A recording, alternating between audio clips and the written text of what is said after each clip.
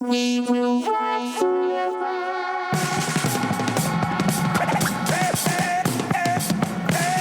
It's almost time. Rock. 8, 7, 6, 5. Tried to hold us back, to hold us, tried to hold us back. We will be here forever. Do you understand? Forever and ever and ever and ever. We will be here forever. Do you understand that? Tried to hold us back, to hold us back, to hold us. They tried to hold us back for some things. Dirty the murder, then 1/3 of the unconvertible. Putting back in the cervical backbone. Hats throw, sick, we're spitting. When words turn solid on brick. When hardcore was hard noise. Plastic stick. Done proper like a Dundee panel. Battle raps from another galaxy. Come holographical canopy. The 4 elements. Take a trip down Beach Street for relevance. Skill severing heads. Not power to the people. The prequel to freedom. See the metamorphosites into colorful names and trains. Fit for a tune. Feet they sweep in the room. Look hard enough. You see the string on the broom. Drum manipulated by the agent. Come murder one. Stand tall, I don't fit it all. Tried to hold us back. Get what I'm saying? Tried to hold us. They tried to hold us vain. Tried to hold us back for some things. Child of the crayon, child of the light. Styles of the neon belong to a culture destined to rock for eons. Time doesn't exist. Shut those cataracts, capture the virtualist. Now, let's get back to what makes things seem forever, whether it's unseen, unheard, or it's 16 again. Not a bother, fill this old man river, kill a floor that gives all. Coming upstream, quiver. Slick style, easy rock, drop to the floor, lower to the earth, causes a cosmic shock ball. Kick a perfect 40-20 off a loop, but boot softness is no substitute. Do you compute? Properly done, come murder one. Stand tall, I don't fit it all. Tried to hold us back, They tried to hold us back, hold us back. Get what I'm saying? Forever. The planet's gravity's tired of trying to pull us down. Gravity in the banacle, slamming all the family gathering for hip-hop. Your head over Pepper McClyde. I sever the tide to reverse. The hieroglyphical, atomic head spins for high-pop, pin. A prayer can't go hand in hand. I stand tall to stand my ground. War for small prepared. With an execution of difficult acts spread. Sweet soul about me born dead. To the world, hurl pearls and the great dragon of the dragon of staggering in a drunk state like warfare whole name still. Stupid fresh make go on and on. Jumping in above and beyond. Unstoppable real never axis. With the one. Stand tall, I don't fit it all.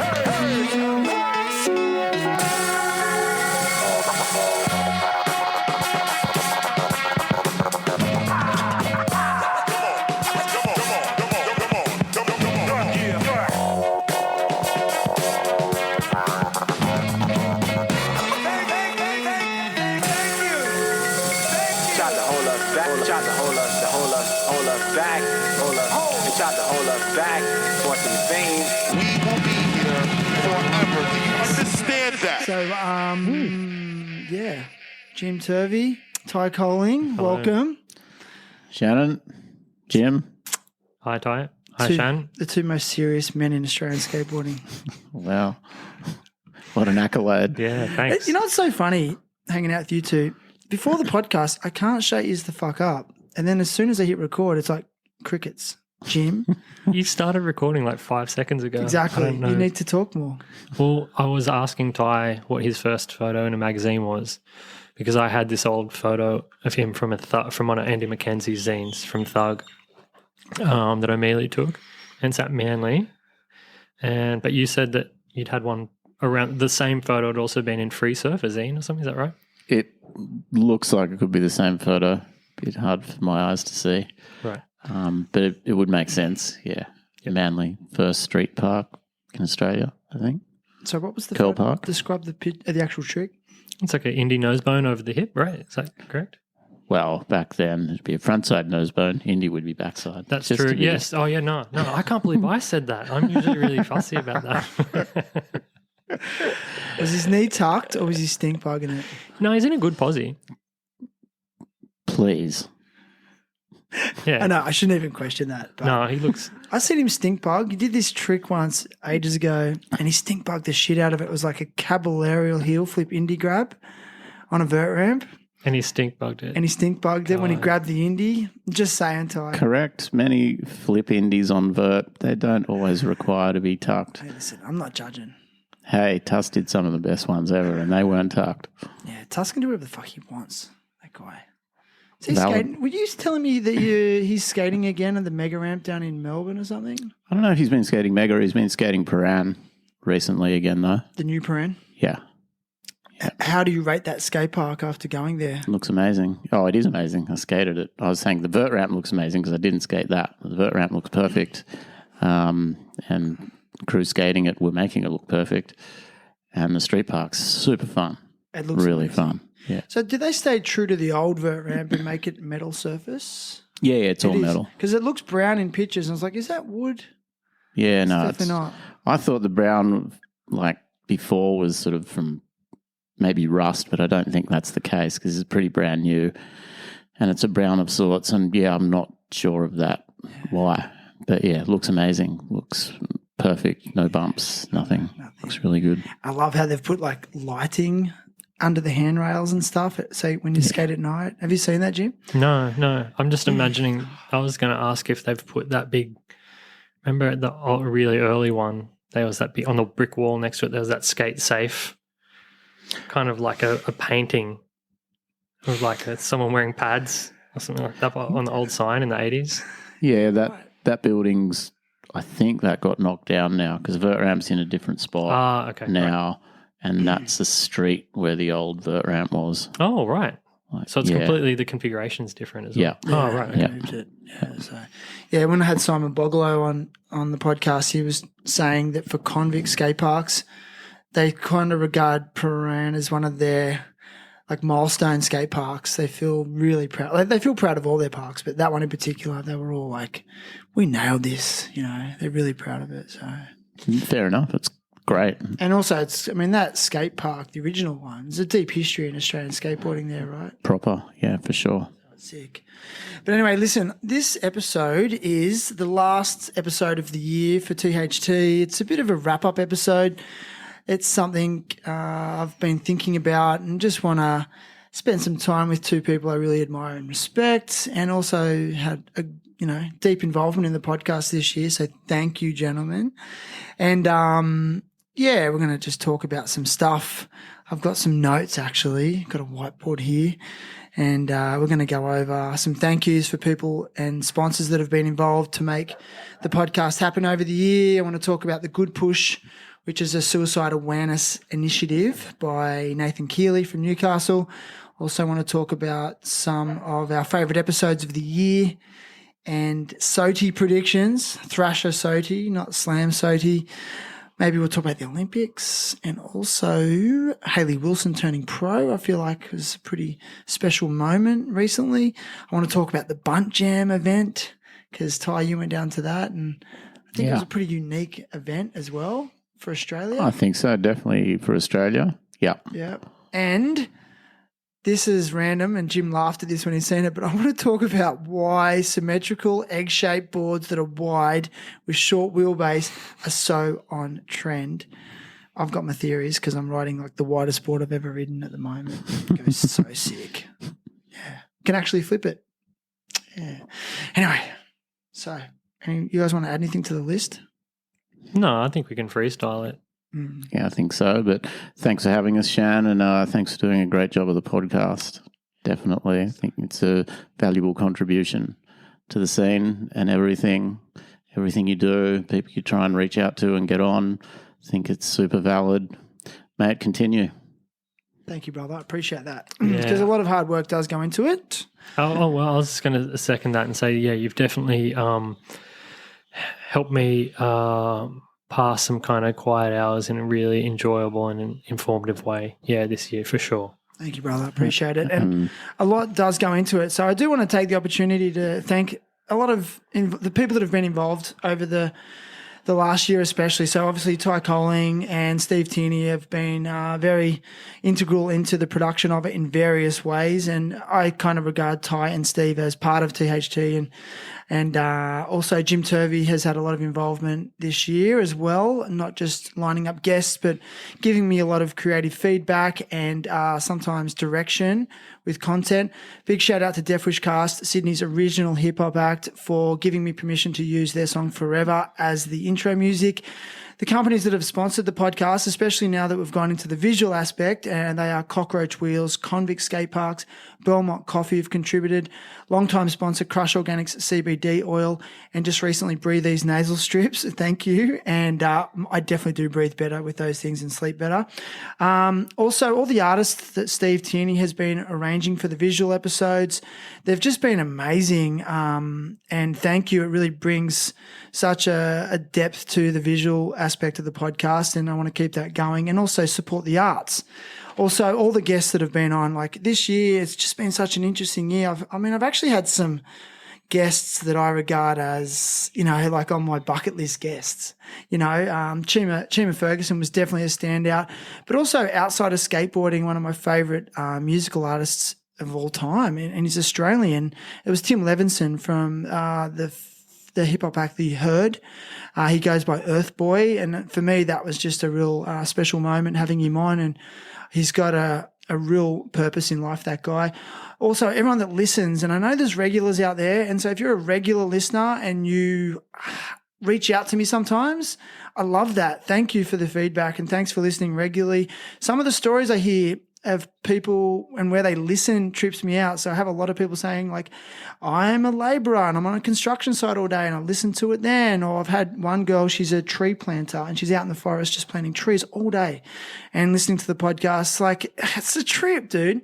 Also, Marty Baptist has been a long-time friend, and he's also a profound artist, and he's just been so supportive of the podcast, and he's also allowed me to use some of his artwork as part of the new logo that I use on Apple Podcasts and Spotify and other places. And, he's just allowed me to use that. And I'm just so grateful for Marty. And, he's always supporting it. And just recently I want to make mention to this guy, Luke Moody. He makes this skate wax called Slappy's Snub Wax. And he just sent me a block of wax randomly, and I just love it. But also the profits that he makes from that wax goes to charity and also supporting education for young people in rural and remote areas. So that's super special. So good on you, man, and you're doing a good thing. So thanks for letting me have my little rant, gentlemen. Did I forget anyone, Ty? I don't think so. No. It was all pretty good. I had to valid. get that out. I had to get it out. I know it was a bit of a long. I don't like to talk that much consecutively. It was very professional, though. Like, it's actually interesting watching you look at the whiteboard and then kind of like, I don't know, freeform that. Don't you think? Freestyling off of just very short notes, and good job of remembering what everyone's doing and contributed. Yeah, man, I appreciate it. And I just also want one last thing I want to add is, like, I don't make any money out of the podcast, and any money that does come into the podcast, it just basically pays for running costs, especially since we're going into the visual aspect. And I just want to make this clear is, like, skateboarding has given me so much and continues to. So for me, it's just to give a little bit back, but not just to skateboarding, just to people. And I've been asking myself this question a lot lately, like, what am I doing for others, and am I being too self-centered? And then recently there's a good gentleman from Newcastle, Nathan Keeley, who's a past guest. He has embarked on this amazing initiative where he's skateboarding from Port Macquarie to Newcastle, which is about 300 Ks. For no other reason but just to raise awareness about suicide prevention, but also it's a testament to the human spirit. So I'm going to ask you, gentlemen, this, like, what are you doing for others? Do you ever sit back and think about, like, what am I giving back to people in society, or am I in a mindset of, like, take? No, I mean, heavy question. No, it's not a heavy question. What are you laughing at? I mean, it's something. It is a pretty big question just to drop on somebody's lap. Great. And it's something that probably requires a little bit of, like, introspection as well from me. I mean, I feel like I try to be really generous and share things that I maybe have at my disposal. So whether it's, like, something from, like, I collect old skateboarding magazines and things like that, and rare Australian skateboarding ephemera more than boards or anything. And I do really enjoy kind of finding things for people. But I also, if I was going to be honest, that's probably quite self-serving as well. Like, I do. Why? I enjoy the process. I enjoy being part of this world. Like even right now, sitting and I said to Ty before, even getting to sit here with somebody that I was a fan of, and being a guest on this podcast with you has allowed me to do that as well, and sit and talk to people that I am, that at periods of my life have been enamored by or whatever. So there is some self-purpose in that as well. So I don't think any of it's, even when I'm doing something for other people, to be completely honest, not that I think I'm a selfish person or anything, but it's definitely I get satisfaction out of that as well. You're allowed to, and that's completely okay.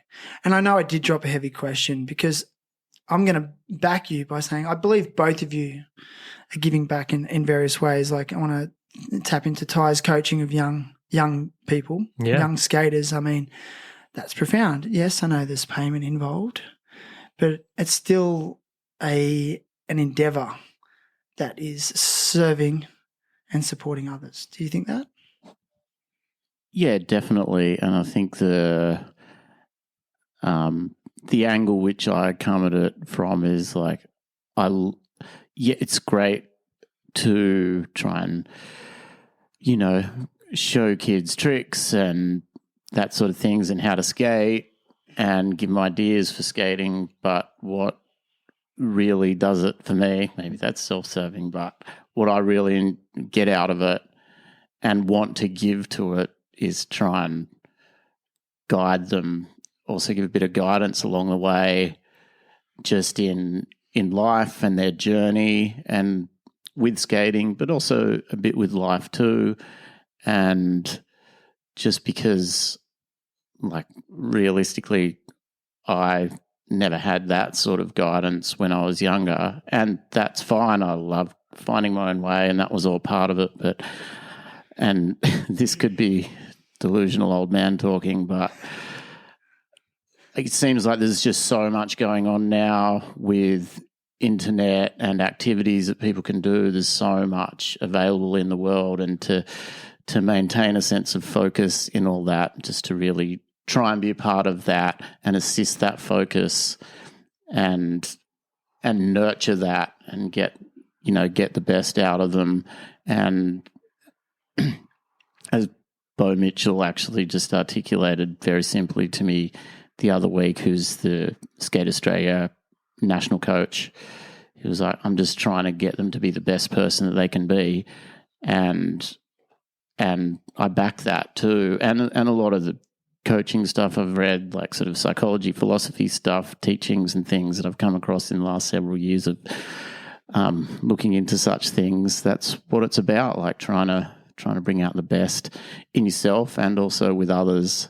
And that's a big part of what I enjoy about the coaching side of things. And I sort of try and do that outside of, let's say, my paid part in that as well.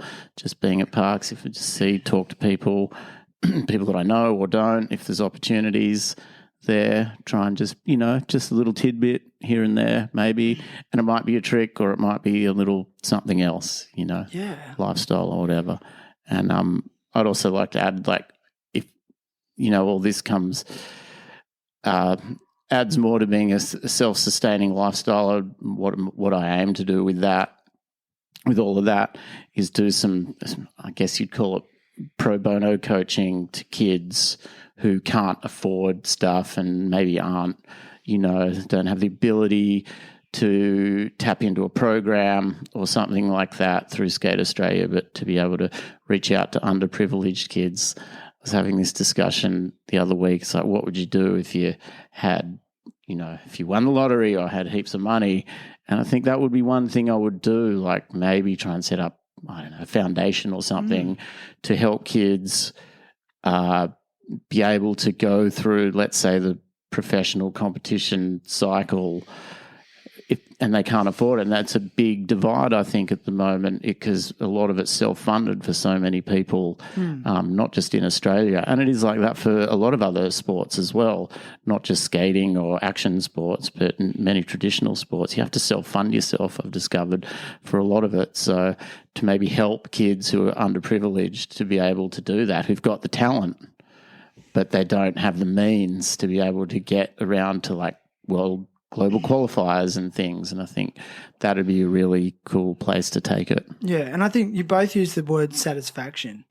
Like, put a price on that satisfaction. You really can't. Like, I know when you do, your research, Jim, and, the photo exhibitions you've done and things like that, like, you're not looking for monetary value out of it, are you? Oh, no. I mean, there isn't any. But you sort of like, there it's isn't a any. bit self-serving because I'm getting satisfaction. Well, I think you give a lot for that satisfaction, and I think what a great way to live, whereas like so many people are seeking what's in this for me, and I think, it never leads to happiness ever. No, that's right. And I think part of it for me is just is being a conduit to things that already exist. So it's not even a selfishness as far as it's not something I've done or made necessarily. It's just giving people access to something that I'm sure they would have had the ability to find it themselves, but it just would have been a bigger struggle. So helping people, access history or, but kind of talking about that, I wanted to go back, Ty, you mentioned kind of when you were coming up just then when you were talking about, coaching yourself. Now, who were the figures, just this is for personal interest for me, who were those figures for you when you were coming up that were doing that kind of as close as that role could be for free in the early 90s, for example, that were giving you advice on tricks or helping you with skateboarding itself? Were there any kind of key figures for you? Good question, dude. Chris, Yeah, I'm sure there were. I'd like to say Chris. He was inspirational in just what his skateboarding output, but he wasn't necessarily upfront with sort of helping people at that stage, like directly, but definitely inspirational with just how things sort of seemed to click for him. So there was that, and it was quite obvious, that sort of gift, and it was like, wow, that was good enough unto itself at that stage. He became a lot more personable as time went on, definitely.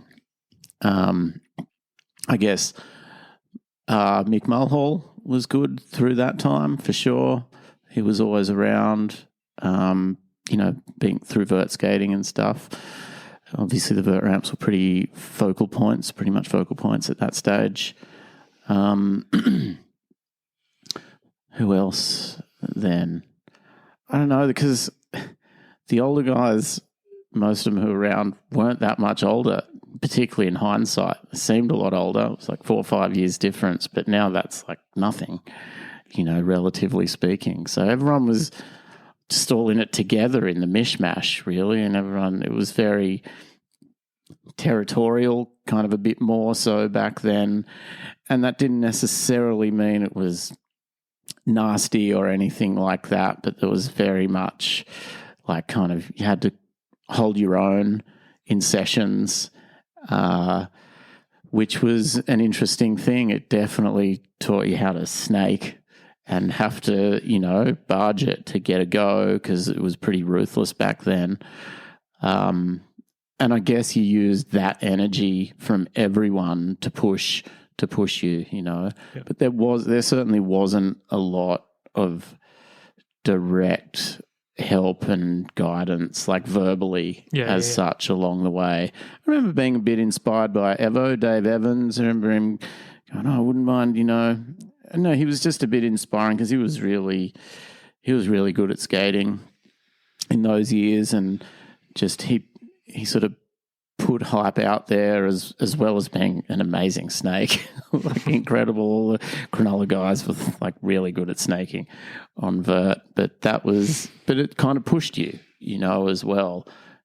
None of it really had a malice behind it, but it just really it brought a different type of assistance, It's just like hype and hype and vibe to the whole sessions, and it lit things up. Yeah. So everyone still pushed each other though. That's always been there. When things happen, it was like, everyone get behind people doing things for sure. What about you, Jim? Who were some of your key influences? Or role models even?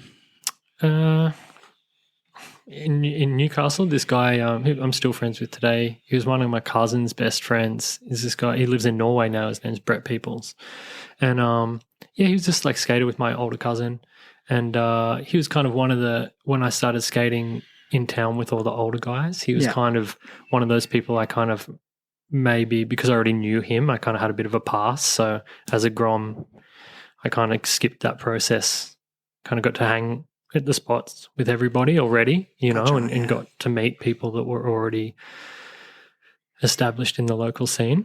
So that really helped.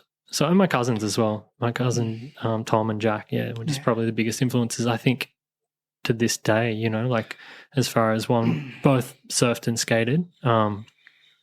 Both were like amazing visual artists. Both were really like, I don't know, just good at the things that they did, and they were really like generous with their time and sharing those things with me. And they're far more talented at anything they've ever done than I am. But yeah, I think they just open up the world for me. Interesting. Did you feel like you were craving a role model? Because I know I was. Okay. Yeah. Do you feel like you needed a role model, or just? There were like, I can remember realizing when I was in my early teens that there were people that I really looked up to and that I valued their kind of like the things that they told me, but I also was kind of maybe a little bit wary of that too, like just being aware maybe even though I wouldn't have been able to articulate it like this, but that maybe everybody's fallible. So like not to do everything that they did as well. But I can definitely remember things like I can remember getting good advice though. Like I can remember Coxie getting really angry, like Ben getting really angry one time, like at the idea of me like smoking pot or taking drugs because like they did. How'd that make you feel? Like, oh wow, someone cares about me? Oh like, yeah, don't tell me what to do. No, kind of like maybe more thinking. Cool. Like made me feel valued, I suppose. Did it? Yeah, because it's kind of like interesting. They must care about you in some way. Did you feel like you needed role models, Ty, or you liked it? I don't think I really felt like I needed them. I think I had a pretty good and relatively stable sort of family surroundings and stuff, so I think I felt pretty at ease in that scenario. So I was just out skating and having fun and wanting to push it, and I guess be inspired by whomever was around, pushing the envelope and inspiring me and whoever was around. Like I said, it was just this mishmash of everyone together, like really working it and trying to work things out. And particularly like that period I was talking about was more late 80s into the very early 90s, when that vert scene was super strong, from like Curl Park to Mona Vale to Bondi, sort of Fairfield. That time, that was about 88 to 92, somewhere there, and then it turned into street skating more because all the vert ramps sort of dilapidated or whatever, and then street just went through the roof with progression and everything, and that was a super inspiring period. That also had its narkiness. New trick came along, couldn't do the old trick, like pressure flips came in and out real quick, and it was like massive in and then it was totally out. Sort of same with no complies and that sort of thing, so, and if you were still doing those tricks, you certainly weren't considered cool in the scene, so you had to like do this major adaptation really quickly along the way. So yeah, everyone was just pushing each other like that, and that maybe wasn't necessarily always in a positive light. Like I said, you looked at if like not so positively if you weren't doing the cool tricks or whatever, but that brought its own. It was exciting because there was so much new stuff going on, and that was really inspiring in itself, and just everyone pushing it into like Davo and Wade, Burkett, and then into sort of Aaron Jenkin coming to Sydney, and just everyone in town. Like I'd go street skating in the city a lot. Yeah, that was one of my questions. In what year did you learn frontside no slides on ledges? Far out, I don't know. 92, 92, probably. And then, like in 93. more recent years, do you ever ask yourself, like, maybe I should learn a new ledge trick? Or I wouldn't say it's not entered my head. I'm joking. Sorry. I love street skating still. Like I really do love it, Sorry, but it's man, I'm just giving you shit. it takes a long time to warm up to pop these days. I'll tell you that. I just find it bizarre. Like, you've got like one of the best frontside no slides on ledges, right? And you're a vert skater originally, but like you've just got that trick so on lock. And me and Jim went for a skate today, and we're talking about how, like, for some people, some tricks just work. And it seems like frontside no slides in the streets is for you. For Jim, I think you were saying, like, what's a street trick that just works? Like half cab kickflips. Like that half cab kickflip today was so sick. But why? Why do some tricks work? Andrew Reynolds, frontside kickflips. Who else? No, it's something to do with, I don't know, repetition, like body patterns. There's a lot of movements. Yeah. Structure. Body patterns and structure and all that for sure. Yeah. And your particular like patterns, but weight, how you hold yourself and how your feet feel comfortable. I mean, there's so many intricacies. It's like, sure, we've had the discussion before. Some people can do kickflip, but they can't heel flip, vice versa. You know what I mean? There's some people just better at front side than backside. I was talking to the kids today, like some people can do airs on vert, but not lip tricks. Others can just do lip tricks really well, but they're not that good at airs. You know, everyone has, lots of people have their favoured ways of doing things. You know, some people are exceptional at switch and don't look like they're skating switch, but some people are like, oh, that's switch, and it, you know, doesn't always look that good, even though it's switch or whatever. Yeah, I was getting messed up because I was watching Tiago's part in that latest edit, the New Balance video. Yeah. He's one of those skaters that, like, he's amazing and his part's amazing, but he's one of the few I go, oh, was that switch or not switch? Because he's just so dialed both ways, right? He's definitely good like that, for sure. Because he's a goofy footer, yeah. I get really confused because he's switch and I'm like, oh, that makes sense because I'm a regular footer. And you're like, no. No, yeah.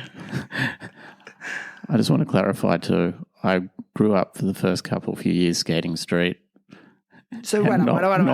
You started street? Yeah. No, you didn't.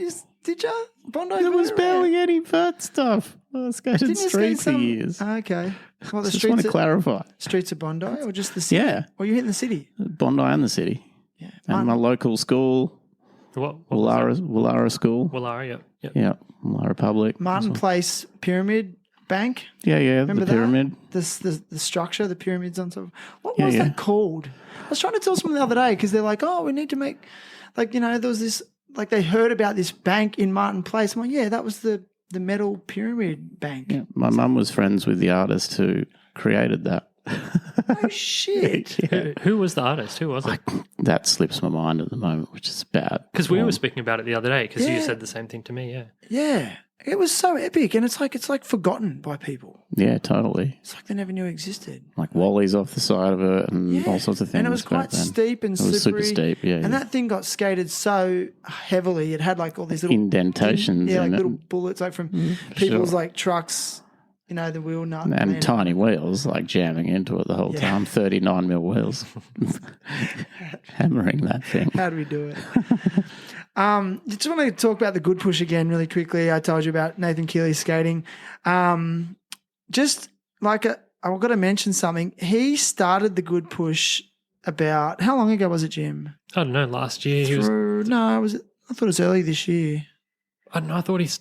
Oh, yeah, it was early this year, It was like 3 or 4 months ago, and he did about 100K and then had like a somewhat of a hernia or something to that. It's pretty serious. He had a pretty serious medical issue just randomly, you know, and then had to stop it, and it was quite devastating.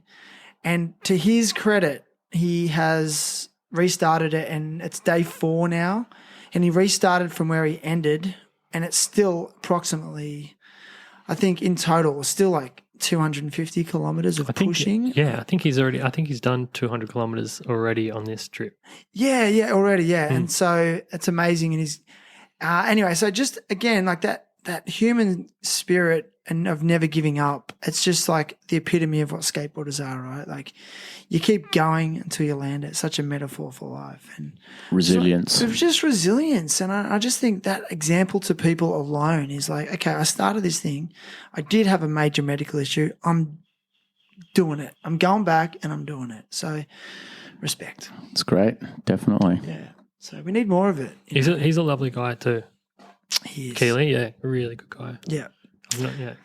And he was a past guest last year, so go back and listen to Nathan Keely's episode. And I'm going to ask you guys, so this year I've had a range of guests on. I'm going to rattle off some of the names that I've had on, and I want you guys to just maybe drop your 2 cents in for some episodes that maybe stood out for you. I don't know if you listened to all of them, but start of the year this year, my first guest of the year was Chad Caruso. So he was the guy that skated across America. Yep. So Nathan was quite inspired by him. So Chad I found super interesting because he did this thing no one else had ever done before. And again, it's breaking down those barriers. And then what do you know? Nathan's doing it. And Chad was also saying there's some other guys around the world who are now doing these skate across country initiatives. What do you guys think? Pretty right? Or? It's amazing, for sure. I mean, it's a massive endeavor, especially all the way across America. I mean, a few hundred Ks is amazing in itself, but fully across America. And I mean, even our roads, but roads aren't made for skating generally. They're rough roads. So obviously, I know Chad, I watched a couple of his vlogs and the wheel damage he was getting and stuff, chipping out. And, you know, I think would have gone through a few sets. And, yeah, just a massive undertaking to do that. For sure. Massive. And, you know, in this culture where, like, everyone can comment and have their 2 cents on the internet, it was really funny. In that episode, Chad said to me, one of his quotes was, he said, I found it was really funny to see how many people reached out to me to tell me that I was doing this wrong, yet I was supposedly doing this thing that had never been done. And it's like, isn't that just a reflection of the society we're living in at the moment? Like everyone's got an uninformed opinion on something without actually formulating a real view. Yeah. Don't you reckon? And I was just like, yeah. And then what do you know? He did it. Yeah. It's like it's the same as guys sitting in the lounge watching football, screaming at the television, telling them, you should have done this, you should have done that. And I mean, it's much, it's easy to criticize from I'm like that with the UFC. The sidelines, Yeah. Like when I watch the UFC, 100% on the couch going, why don't you just kick him in the head? Just kick him in the head. They never do it. Some people do. They can't hear you. Why can't they hear you? It's rigged. Yeah, so Chad Caruso started off the year this year, and for me, I loved it. Super inspiring. Just a good dude. And also his story is great because he is an alcoholic. And he got sober. So another one of those, and it's almost cliche. I'm sober now. But again, full credit. So he's gone from like addiction to this recovery to then achieving amazing things. And again, I just feel like when you get honest with yourself and be really honest and be real, life just gets beautiful and inspiring. And, there's no end. The sky's the limit. So that's what I took away from that episode personally. That's something, honesty to yourself is something I try and talk to the kids about a bit as well. Yeah. Not super often, but it's something that's definitely been brought up because I think that can be a major blockage, essentially lying to yourself, and you don't even know you're doing it sometimes. You think, you see little kids playing, they're like, I'm flying or whatever, or doing stuff, and it's like they're pretending and they're playing, and that's fine. But I think sometimes that carries through and people think they're doing things that they're not, and it takes some sometimes mental fortitude to know when you're lying to yourself or not, when you're fooling yourself. And you've really got to be honest with yourself to go forwards. Do you come across that in your coaching role much? People that, exactly what you're saying, people that aren't aware of their limitations. And I know, to be fair, a lot of the people are young, but I know that there is a big thing, when you grow up at a skate park or at skate parks in general, there's always a guy that could be a good skateboarder, could be good at skating that local park, but they're pretty focused, or at least acting as if they're focused on making it in skateboarding, but they don't really skate anywhere else. They couldn't honestly be comparing themselves to the latest videos or looking at the photos in the magazines, because if they were honest with themselves, they don't actually compare. But then they also feel slighted in the world of skateboarding itself when they don't make it. Do you see that? You know the exact characters I'm talking about. Yeah. Of course, you've both been in the industry for a long time. Yeah. Can you see the beginnings of those ever in your coaching role? And then how do you work with those, with that? How do you kind of sidestep that and either make them successful, or how do you be honest with someone and say, I don't know if... I think I've seen a little bit of it in kids who are more so at sort of beginning stages of their journey. I think the better crew who I'm working with have a reasonable understanding of where they're at. But it's funny, in the less developed kids, I do see it a bit, and it's almost not worth like really confronting that with them sometimes. Like, yeah, I can do this and that, and you're like, well, maybe not. You know, and sort of just try. It's not so much of being blunt with them, but just trying to work a way around for them to do that trick properly. Yep. Like funny ones, particularly like rock to fakies when they clip on the way in, and same with fakie disasters and stuff. And you're like, yeah, I can do it. And you're like, yeah, but it's just not going to work that way. Yep. You know, and that's just a very obvious one. And yeah, just to try and get them to work around that is a funny thing. And they're like, yeah, but I can do all these things. And you're like, yeah, but you kind of can't. And you still want them to enjoy themselves as well. Yeah, obviously. exactly. And you don't want to crush that fun and what they're getting out of it by saying, no, it's just totally the wrong way of doing it. You crap, you know, you've got ages to go. So it's a fine line between helping them to improve and encouraging them and not discouraging them. Or, you know what I mean? Like checking their ego.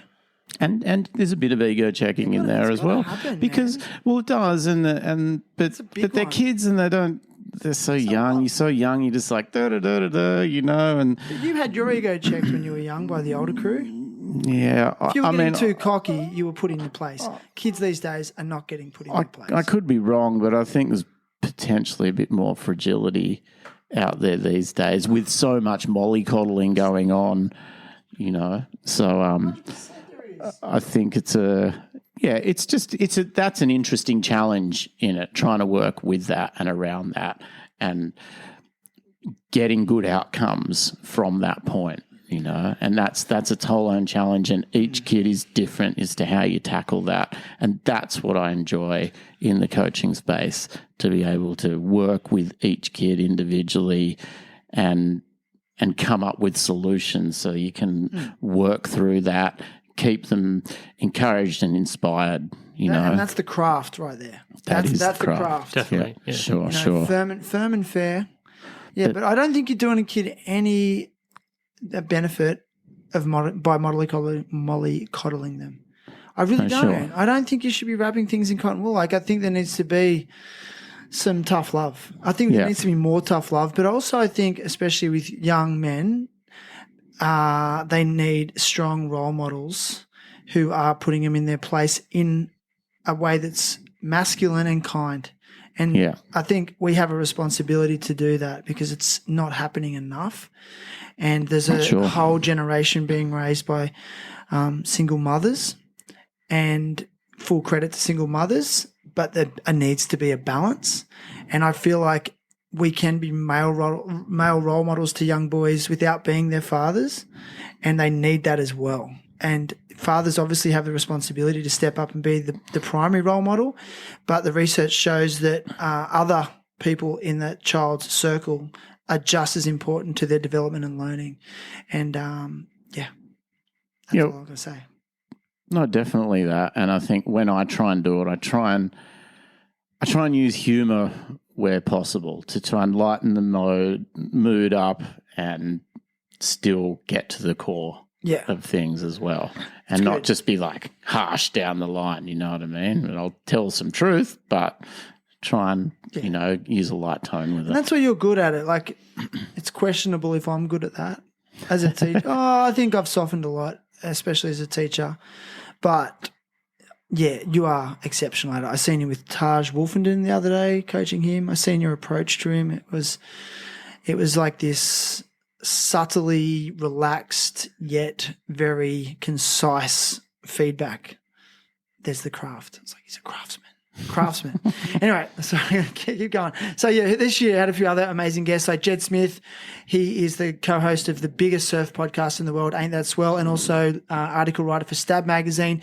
Now, we don't talk anything about surfing in that episode. I'm really drawn to Jed because he's very outspoken, used to be a Vice journalist, has amazing worldviews and opinions, educated opinions, but also sustained numerous head injuries throughout his life, and has acquired like probably CTE, and has been curing himself through a range of modalities such as breathing, ice bath, psychedelics, CBD oil, and is very public about it. And I found it super intriguing, so I learned a lot about that. I also had James McMillan, who's a profound artist from Byron Bay and good friend, surfer, but again, his art speaks to me, so I loved that. Here's one that I found interesting. Rudolph. So Darren Stapleton. Do you remember Darren Stapleton? Yeah, absolutely. Did you guys listen to that one? Yeah, absolutely. Because I think I said this to you once that so one of the earliest magazines that I had was like an issue of Speed Wheels, and Darren had like a checkout in it, and he's doing a ho-ho, like a handstand. And I can remember saying like one of the first times that like I skated with like older guys in town, and like this magazine at the time was like 4 years old. It was probably 92. The magazine came out in 88. And I can remember kind of, they were like, people were talking about who their favourite Australian skateboarders were. And I was maybe 11 or something. I was like, Rudolph's ho-hos. And like the older guys stopped and looked at me and like, what the fuck?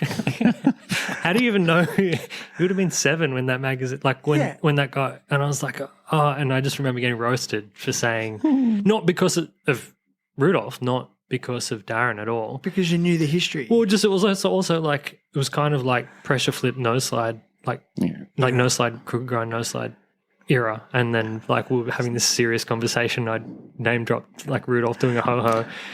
And I just got roasted. Well, that goes back to what I was saying. Yeah, it's exactly what Ty was saying before about things moved so quickly, right? Like, you 1 minute, like during that period, it was like no slide, crooked grind, no slide, crooked grind. We didn't even call it crooked grind, obviously. But like, K-grind. Yeah, and then, 2 weeks later, if you did that trick, you're a kook. 1 week you're doing pressure flips, the next week you're doing double flips. Then if you do either of those a month later, like, you're a kook, like everybody, it's, then,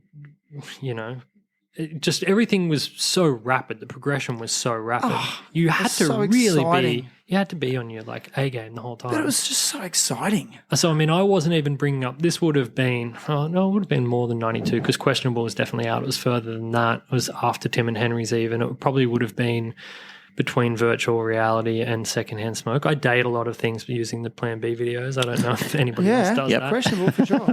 So it was probably a bit later than that. So you can imagine the era that it is. Everyone's wearing blue jeans and white T-shirts and etnies. Which is still cool. And I just, of course, but then I'm calling out like Rudolph is one of my favourite Australian skateboarders just from this picture of a ho-ho. You can imagine how roasted I got because I wasn't just 2 weeks behind. I wasn't like talking pressure flips and double flips. I'm like 10 years behind. Like just but get can I ask you burnt. though, Jim, like have you, on a personal note, have you always just been enamoured by history? Like not outside of skateboarding, are you just attracted to history? No, I'm just interested in it, but it's not like it's also not one of those things I hate. And I say this all the time, anytime we're having conversations. I don't want to be one of those people that's constantly looking back either. Like I always say, like the best skateboarding is happening now, no doubt. I'm not somebody that's like, in my day, but I just liked to be informed. I liked it all, and like even when I got my first board. I got this John Lucero street thing, but there are already double kicks in the shop. But on the archetype of a skateboard on television, if you did see one, wasn't a double kick board yet. And I wanted, I was so attracted to skateboarding. I wanted to just be a part of what it looked like and stuff. But were you trying to be like original within the subculture? I know I bought a pair of Airwalk Beyonds once in like 1995 to cut down because I was probably still watching Questionable too much and just got roasted. So were you trying to be cool by not being cool? You know what I mean? No, it wasn't that deliberate. No. It wasn't that deliberate. No, it was more just like being stuck in my own little world. As like a kid turned up to this excursion I went on the other day. He's in year 10, 16, turned up with a CD Walkman. Whoa. And just like everyone's like, what's that? It's like a Discman. Discman.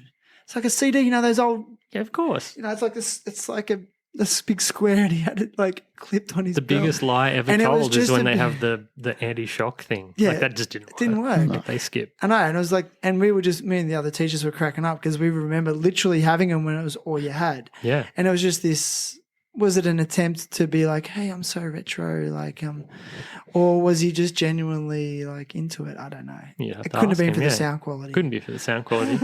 But no, I could no. But you weren't that guy, is what I'm trying to say. No. Mine was probably more just being off in my own little off in my own little Gym world. world? Yeah. Anyway, so other guests, Sid Tapia for the second time. It was an interesting one because Sid had a really interesting year in terms of his art. He did some really like profound artworks that are in the public eye with his murals, like painted all the Matildas. He was also commissioned by Fox Sports to paint an image of Shane Warne and I'm having a mental blank. The other cricketer with dreadlocks, Andrew Simons. Yep. You're asking the wrong. I'm not a cricket guy, but person, it was a right? really special moment when they won the Ashes and Andrew Simons jumps on Shane Warne after he bowled out someone. But anyway, Andrew Simons is the guy that was on Hey It's Saturday, isn't it? Andrew Simons. No, it's Red Simons. Sorry, I don't Are you know. being funny or is it because that's funny? Yeah, I was. But anyway, so he had that, and we talk all about that, talk about his life, and Sid, his influence on Australian street culture, skate culture, runs so deep, and I often forget. And it wasn't until we did the Aaron Brown episode, you and I, and Aaron put out this beautiful book, his homage to skateboarding in Sydney, predominantly in other parts of the country, but mainly Sydney, and seeing all the old images of Sid, and I was like, wow, man, his look, his trick selection, his whole presentation was quite striking for the era. What do you reckon? Yeah, definitely. And because I partly grew up street skating with Sid. No, and Alex front Smith. side nose sliding. Shush. And yeah, Sid was rad when we were super young. You know, he had the ollie pop back then, and then he hurt himself ollieing a massive gap, and then he was sort of gone for years, and it was like, damn, imagine if Sid kept skating, you know, or whatever, he'd be like super good. And then he came back after, you know, obviously rehabbing and getting over the knee stuff, and then he just turned into a whole new Sid, you know, not necessarily new, just followed on and improved and did everything that he went on to do. And yeah, always classic style, you know, things done really well, for sure. There was a marketability. Definitely. He was. For me, I see him as one of those people on the forefront of this, like, good skater, but also conscious of marketing themselves, and did it quite well. Would you agree or disagree? I think I was probably naive to that thing directly as such, but he certainly had his whole style of himself, and that was evident since he was young. Like, he kind of had, you know, good haircut, and he just always, he never looked ratty or anything like when we were younger, so I guess he always just followed that through. It was kind of his natural style, you know, not just his skate style, but his general style of living, you know, and that came across. He was just an attractive skater and human like that, you know, and I think that rubbed off, and his skating exemplified that as well. Yeah. So it all went hand in hand. You had a push on a skateboard. He was handsome too. He kind of looks like. I'm glad he you're man still enough kind to of looks say. like. He kind of looks like Peter Andre. Hey, that's yeah, he does. He That's does. exactly it. No, for real. Like, and that's not a burn. He kind of does, right? There's a going ad. There's a Oh, going he ad. skated for going. Yeah. I forgot about that. There's a going ad that Amelia shot at Gosford Skate Park, and he's No doing like a shit. melon over the hip, and it looks like a young Peter Andre doing like a big kind of melancholy. He must have liked tight trucks. Yeah. Those things didn't turn terrible. Yeah, I think he's riding the little G's in the That ad. were my first ever trucks. What were they like shadows or The Pro ones 3s with or something? in the middle of the hangar had the little Have the groove. groove. Yeah. Yeah. What were they called? Well, that was like Yeah, shadows or Pro 3s or Pro, Yeah, or Pro 1 and 2 Phoenix. There was a few Phoenix. different ones. Phoenix Yeah, had the plastic sure. base plate, right? Yeah, I think so. Yeah. Yeah. Oh, a few of them did. Yeah. Then after Sid Tapier's episode, I had Jim Turvey, which was a great episode, Jim. Well done. Oh, no. Yeah, It was good. When was that? Episode you. Good 224. history for sure. Yeah, it was, for sure. I loved it. Yeah, the zine culture. It's an epic one. Again, I love art in all forms. And again, you're the only person who's ever brought that form of art to the table. So thank you. No, thank you. Yeah, no, I mean, What I'd just like to thank everybody like in the Australian scene that's made them for me to collect them, really. Like, I mean, I make them too, but even the picture I just showed Ty before was from one of Andrew Mackenzie's zines in the early 90s. And that, to me, it's pretty valuable. Just you're creating all these amazing relics that are going to be around long after you're gone. Yeah. Like, how cool's that? Yeah, I think that's cool. Yeah. And then your daughter's going to, have these things to look at as well. Like it's, did you ever think of that? Well, she might look at it and be, Oh, what was Dad into? yeah. I had Earth Boy on the show from The Herd. I already mentioned I was really stoked about that one. Tim Levinson, he came to the house and I spent most of the day with him and I think we went and had coffee and stuff. And again, he's always been politically driven. If you've ever listened to The Herd, the Herd's whole thing was anti-establishment, question the status quo. I mean, their lyrics were epic and he wrote most of the lyrics for a lot of their songs. But he said something about art in the show that I just really loved. And the quote was, art is part of social change. Art is how we have a public conversation about everything. It's an essential part of how society moves. It's the cogs in the wheel. And I was like, what? It's so true because I work in public education, and whenever the government's going to cut budget to education, what area of education do they cut? They cut the arts because it doesn't fit into the capitalist model or anything. But I guess my question is like, how much is the capitalist model really serving our society? And when you look at the state that we're in? Well, I think just to cut to this real quick, I think it does, but it's just unfettered capitalism and corrupted capitalism is a problem. That's all. But how do you regulate that? It's very difficult because humans are humans. Yeah, and greed exists. Exactly. And greed is one of the 7 deadly sins. But That's the a arts, powerful force. The arts sector, right, contributes more to the Australian economy than the mining sector does. Which is amazing, right? Okay, tell me how. Well, actors, television, Music. visual arts, music, journalism, the arts sector. The arts sector You consider is a big, journalism as art? all the arts fit in. So anything that fits into the arts sector, ultimately, so the overarching arts sector contributes, and employs more people in Australia than mining does. I remember reading that yeah. during COVID. Yeah, because that's they're a true talking about things getting cut. Yeah, that's a true statistic. That's not just me making that up because. Jamie, was an get that arts up for major. us, would you? Jamie. Is this I your didn't just say imaginary assistant? Hey, wait, there's some weird feedback in my ear. I was getting it too, and I changed my plug-in. Let's fix you. Is it like getting all like a rattly? It sounds type? like there's a bee in Yeah. like the thing, and it was coming from yours. It was coming from everybody, like when everybody spoke. So I don't know if it was my headphones or Try if it now, it's the brother. mic. Say something. Still getting a little bit. I How's didn't, that? No, I can still hear Like it. a in here. reverb? I just don't want it to affect the recording. No, it won't. It doesn't. It's It's just just, the in the headphones. actual speaker of the headphones. But Can I take my headphones off then? yeah. That's really bizarre. Yeah, because And I then was you getting it too, and then I changed plugins. And you So- just tell me then if I'm not. Point at me if I'm not talking loud Yeah. enough. Thanks, Jim. But no, that's a true statistic. Yeah, Ty said he read it too. It's Wait up. Let me get it right. So you're saying that the arts contribute more to the economy? yeah, and they're a bigger employer as well. Oh, and bigger So employer. that mining- makes sense. And a lot of mine. So there's this misconception with mining, and that it contributes, like puts all this money back into all the money goes offshore. Absolutely, it does. And when do Australia's a people not know particularly that? bad country economically for actually reaping the benefits of their mining industry as well. Somewhere like Norway, where it's all completely like where it's like publicly owned. So anything that comes from their ground goes back into their country as far as no matter who they sell it to, all the profits go back. They employ their own. Well, Australia's shocking at doing that. It's all like privately owned international companies, and they might. It's something like 50,000 people are directly employed in Australia by the mining sector. It's actually not that many comparatively. You know what I mean? And I'm sure I'm not. If you live in a small town and that's your primary industry, obviously that's like, everybody's employed by that. Look, it's not going to stop. No. But that's not what I'm saying. I'm not taking anything away from people. But there is this misconception that it's the savior of the Australian economy, and that's just not true. Yeah.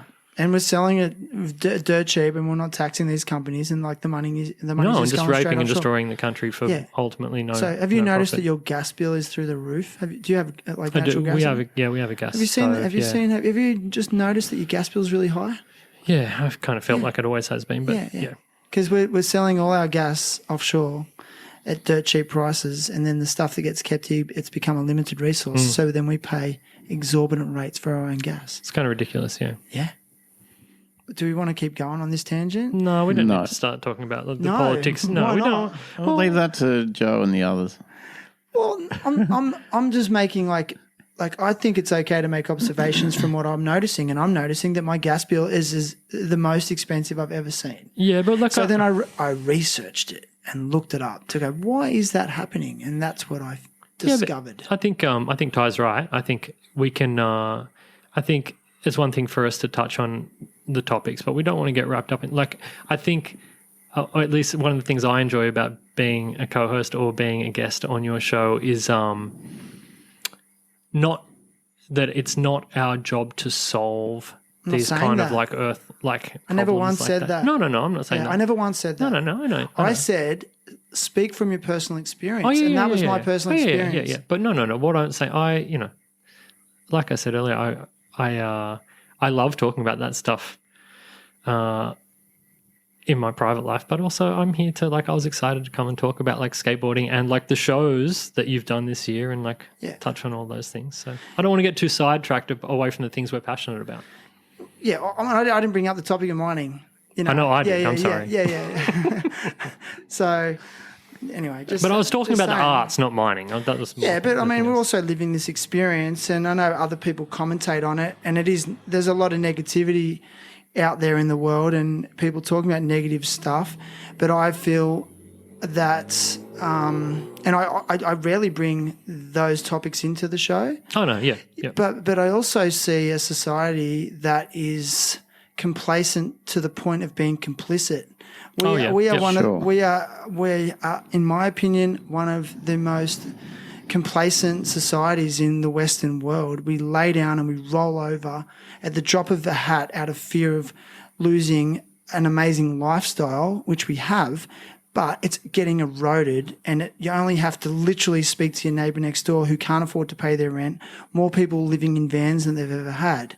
And I just am sort of more driven by keeping that conversation going and maybe inspiring some, not controversy, but fire in people to question the status quo, and especially question a distrust in the powers that be.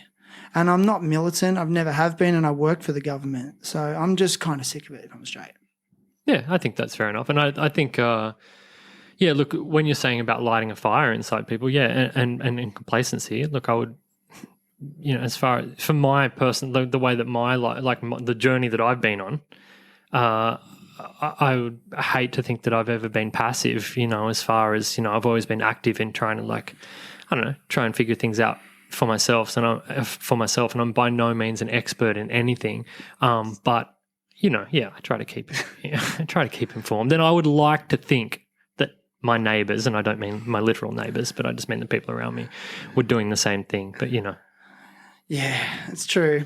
Now listen, Russell Grundy was the next guest we had on the episode, and one thing that stood about Russ is that He's quite like a loving soul. He's got a lot of love to give, Ross. He really does, yeah. He does. Did you go up with him a lot or skate No, with I him mean, I much? probably met Ross. I can remember when he first started coming to Newcastle Skate Park. Yeah. I can remember seeing him like on the Central Coast and stuff as well. Yeah, and he was just like, he was amazing. I can remember thinking he was amazingly consistent really early on. Like he was one of those first people that when we were going to skate comps and stuff like that, he kind of, I suppose that's when that thing started changing with competition skateboarding too. You know, like the first comps I ever went to was still very much street style comps. Remember that? And there was a lot of, you know, if it wasn't on a half pipe, then there was a lot of bailing going on. But I can remember when he really came on the scene that it was, yeah, he kind of, for me, he was one of those first people locally, you know, he was really consistent. Yeah. He could make his stuff. Yeah, definitely. Yeah. Yeah. Definitely. Yeah. Yeah. You work with him a lot on the judging scene? I have done a lot of work with him on that too. Yeah. And I remember him coming through like on Billabong and, you know, when he was kind of kickflip melon guy or whatever. But Yeah, like he big was moment. great at that stuff. And, you know, pushed the boundaries on the size of a lot of that stuff and, you know, came out swinging. It was good. Did. Yeah. He really did. He actually had a really big bag of tricks, so I always felt that was a weird thing with Russ. He did get that. That was the kickflip melon thing, but That was a special moment, right? he did have a really big bag, and particularly a couple of years later, you know, when he was probably in his early 20s, Yeah. he had an incredible bag of tricks. Really good switch skater too. Yeah, was he? Yeah, He's still absolutely. ripping. He's still ripping. Like I see some footage every now and then. I was like, oh wow, Russell. You know, still got some Still tricks got in some there. moves, for Yeah. sure. Great switch pop shover. Did he? Yeah, I saw him do a switch 360 flip over the fun box at Mayfield once. Drop in switch. It was so good. Sick. Yeah. Yep. Nice. Then we had John Gray. That was a special episode, Ty. Yeah, that was great. Went to John and Gray's, and I look at Jim. Next to him, I got some plants behind sitting, and there is a San Pedro cactus that was given to me by Jim Gray. John Gray. Oh, sorry, John Gray. Jim Gray's the vision, dude. I meant to say John. Did I say Jim Gray before? Sorry. But John Gray, yeah. So I'm like, I always look at that cactus and go, John Gray gave me that. Yeah. You know, he's always been a legend. It was, you know, pleasure growing up skating vert around him and like all that crew. But yeah, John was always just pleasant, friendly, you know, loved it, you know, always brought good vibes to sessions. And he continued on, you know, when I was doing the Bondi Skate Riders comps during the 2010s and you know, we had a big age demographics coming along, and he'd come along and, you know, rally the older boys up and even go in the fish comps, you know, the street comps, and still get involved in there. And he just loved it. He's like, oh, I just want to come and put it out there and support you guys and just, you know, get everyone involved and try and make it happen. So yeah, he's always been a good inspiration in the scene, for sure. For sure, man. I've got to say, as a fan, that was a great episode. So thank you to both of you. That was an awesome episode. A lot of love came out of it. Yeah, that was, you know, as a bit of a skate history nerd, that was a really good one. Well, we can thank Big Ty fan. for lining that one up. And, Absolute pleasure. Yeah, thank you. Yeah, and I guess for me, just spending time with someone like John and just really realizing what just a kind and beautiful soul that man is, you know, really is. And how much of a frother he still is on skating. So good, 60 years old He's and vert modern. ramp in the backyard, Jim. He built up there. I've seen photos of it and footage of it. Yeah, Yeah, and he's like 60, he's still doing inverts on a vert ramp. Yeah, so good. Yep. Anyway, then we had Kane Horspool, who's a friend of mine from the South Coast, skateboarder, profound mural artist down around the Wollongong, Illawarra area. I love Kane, just a soul to the earth human. Also works for national parks and wildlife. He's a conservationist at heart, and his artwork reflects Australian native birds and wildlife, and that's a big feature of his art, and that he puts that in murals that go in the street. So, yeah, shout out, Kane. Love you, buddy. We had Sean Mussett, Gravel Burns. Did you listen to that one? I was the co-host. You were the co-host? So, yeah. I know you did. Sorry. I was like, I got a bit confused. Yeah. Did you listen to No, that? I haven't listened to that. I've got to catch up on a few. Again. And I was saying this to Jim. When I met Gravel and Jim, you know, it's very rare in life when you just meet people and instantaneously just go, I think we're going to be friends forever. We're in now. And like, that was a good moment. Yeah. Sean's a great guy, and I think he's a great ambassador for skateboarding, and he's a really creative soul as well, and genuinely. And I think, and his roots are so deep as far as like, you know, he's friends with guys like John Gray. He kind of transcends every generation, not just because of his age and he was there and his friends and he was skating alongside them, but he kind of he never really stopped skateboarding at any stage, and he's he's just always been there, and he's always been contributing in some way as well, whether it was doing art. You know, he did a lot of Bonza graphic stuff, and you know, he did a lot of kind of graphic design and layout stuff for mags and stuff. He's always had his finger in it somewhere, you know. Yeah, cool. It's a good one. Then this is interesting. I had Leon Paxton. Now I'm going to make mention of this. If you're listening to I still have one more episode to record this year, and I'll tell the backstory to that. But to date, so you'll be listening to this as the last episode, but I've got one more recording to do. But to date, the Leon Paxton episode is actually this year the most listened to episode of the podcast this year. Well, he's got a big social media following, and yeah, but it did catch me off guard because, I didn't realize he's very popular with his YouTube channel and all the skate park review stuff he does. Yeah. I don't know why I didn't expect it, because he's an awesome guy, but yeah. Guy Miller said that his kid Hunter loves watching Leon stuff, you know. Well, it's out there. It's one of the few times I've gone to school at my job and kids come up to me going, "Do you know Leon Paxton?" You know, not did you interview Chima Ferguson or anyone else? It's like Leon. Like I was just like, okay, it's the next gen. I think next gen is the thing as far as that generational change of skate media delivery.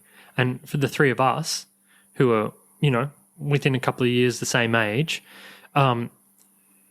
it's a different world now as far as how people receive their information. Obviously, I know that's such a obvious thing to say. But I mean, as far as skate content goes, the skate industry was so hard and fast about how things were delivered for so long, and people were really scared to kind of like stray from that, because you wouldn't, like, it was quite possible that even if you were the best skateboarder in the world, if you weren't delivering yourself in a certain way or packaging yourself a certain way, you were never going to make it. And people have kind of found these roundabout ways of accessing kind of like fame or professionalism within skateboarding that just once upon a time, I suppose our generations just would have just like tore to pieces.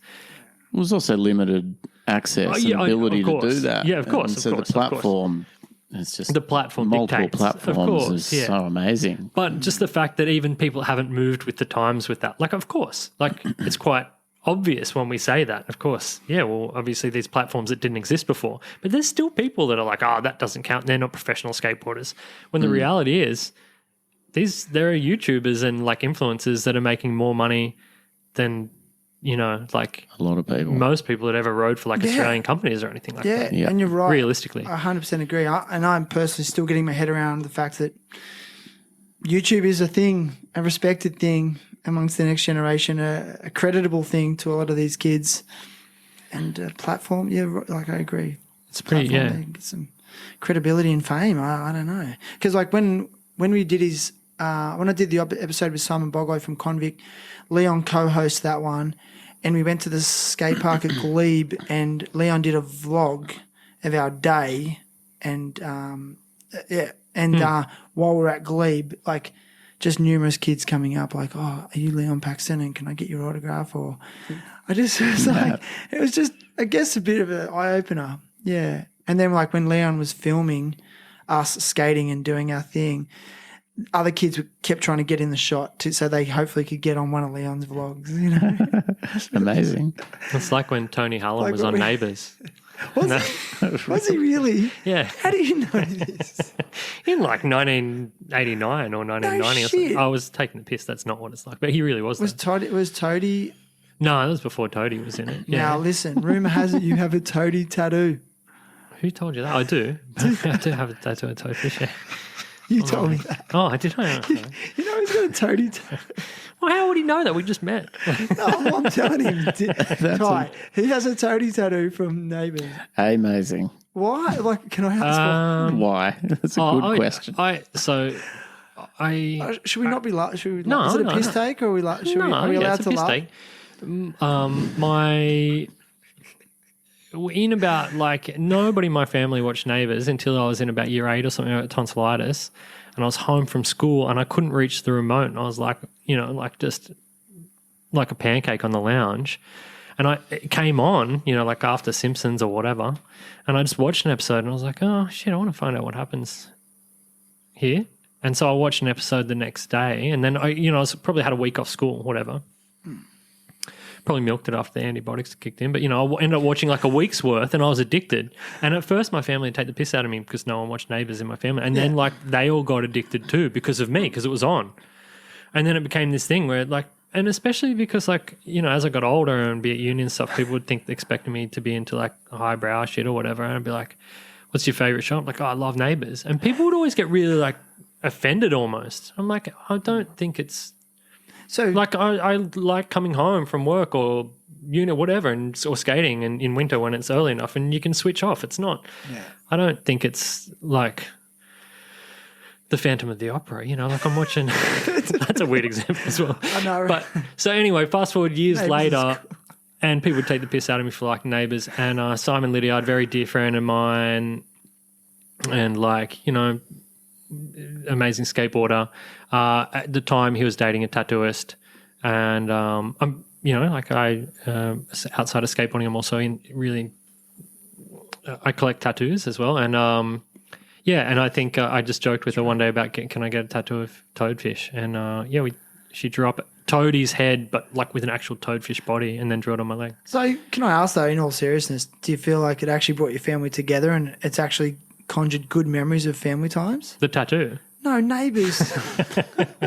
My sister and my mum and I definitely... Like you bonded over Neighbours. Yeah, like, that's rad. I'm not laughing. I think that's rad. And if but it's also not a super serious thing. Like, I'm not ringing up my mum being like, fuck, did you see what Harold did? Like... I used to fucking hate Harold. Fat shit. Ian Smith, he's an Australian icon. Oh, shit, I feel bad. I think he's dying of cancer in real life. What? I think he's dying of cancer in real life. I feel bad. I'm sorry. I shouldn't have called him a fat because shit. I think I haven't watched it much lately, but I'm pretty sure he just said goodbye to the entire cast on like a live episode. Is it still going? Yeah, like it left last year for a while, and then they brought it back. Damn. Yeah, it's been going for a long time. Man, there's skate footage. I posted some skate footage on my Instagram the other week of Jason Donovan skating in Ramsey Street. No shit. Yeah. I went there once, I'm not going to show my age, but I'm going to show my age. Like, I remember when Kylie Minogue was on Neighbours. Just saying. Like, that's how old I am. Yes. Ty. Of course, yeah. But I'm not that old. I don't feel that old, but far out. Jason Donovan. He rides. He rides a Veriflex Voodoo too. Is that had no nose? No nose. They're pink. Round nose. Yeah, you know what a Voodoo. I know what the Veriflex Voodoo was. Was it round? It was really round and real flat. Yeah, pink, bright pink. He had the bright pink one. There was a green one later on, but JD. Yeah, he in the show he rides there's multiple episodes where Jason Donovan's riding a Voodoo, and I wonder if like hardcore hooked him up because the Hill Brothers they would have for sure were making them. So I wonder if they were trying to sneak some products into Neighbours. Probably. Well, they probably with the production crew probably would have hit up the skate distributor hardcore, and then just they would have been not either. If any of the Hill Brothers are listening to this right now, can you send me a Voodoo, please? Like if you've got one in the factory somewhere. Imagine that. That'd be sick. I'd love to see your collection. Strange. I don't really. You haven't shown me the man cave you've got. Your gym. I don't have a man cave. You must have like. No, you've got your own personal library. I've got a studio in my wife is partner is a photographer, and she had a studio in our backyard. Yeah. But her studio is now massive because she couldn't house all her things in there. She has like big backdrops and like it's pretty. She's like a food photographer, it's not a soundproof studio. Just ask no, it's not soundproof at all. But she makes like big backdrops and she's like a stylist and stuff. And right. So the tiny little studio in her backyard did not fit her purposes, and then I got to move my stuff into it. Dude, you're a creative power couple. She's the power. Like, I'm part of the couple. I don't know if there's power. Jim, you're powerful. You are. Thanks, mate. Anyway, What are we talking about? Leon Paxton, yeah, famous. Love that kid. He's doing great. He's a great guy. And fun fact, I was his high school PE teacher at Lemire High, Campbelltown area. Were you really? Yeah. Wow, That's I how didn't know him. that. He wouldn't want to hang out with me if you know. So you I taught remember him from then? Yeah, I remember him. Because Wow. they skated and I skated and I tried to bro down with them, but it was just a case of I thought skating was going to make me cool with the cool kids, and he was one of them. So that's But true. in the reality was you're just a teacher that's telling us what to do. Don't talk to us. That's true Southwest too. Because I always run Southwest because I'm originally from The Penania, Manscape. East Hills area. Yeah. First 4 years Bankstown. out of uni, man. But I was young. Fresh That's out of true, uni. Southwest down there. Yeah, cool. It's a trip. Him and Sean Enochs, who has moved to America and became quite a famous YouTuber in California for skateboarding. He's got thousands and thousands of followers. He's big over there. Interesting, huh? But good on them, man. They're doing their thing. And fundamentally, they're just really kind souls who have their heart in the right place. So fully stoked to advocate for Leon and Sean. Next off the bat, Chima Ferguson. That was, a big episode because it was the first visual episode we did with the production studio. Shout out to Ty, behind the scenes, lining it up. It was cool, but I just want to say I am disappointed that Chima was the first video production episode that we did because there was still a lot of creases to iron out. I scrambled to get that together and get the studio happening and all that stuff, and it all came together. But I just wished that I'd maybe got a bit of practice in prior to Chima, because for me personally, he's literally in my top 5 of favourite skaters of all time. Something about him speaks to me: his style, his grace, his finesse, his courage. And also the fact he grew up in Western Sydney in an area called Villawood where my mum grew up. So I just feel like I identify with the guy. But anyway, that's my 2 cents. Ty? Yeah, no, it was great to be part of that episode and be a little instrumental in getting it to happen.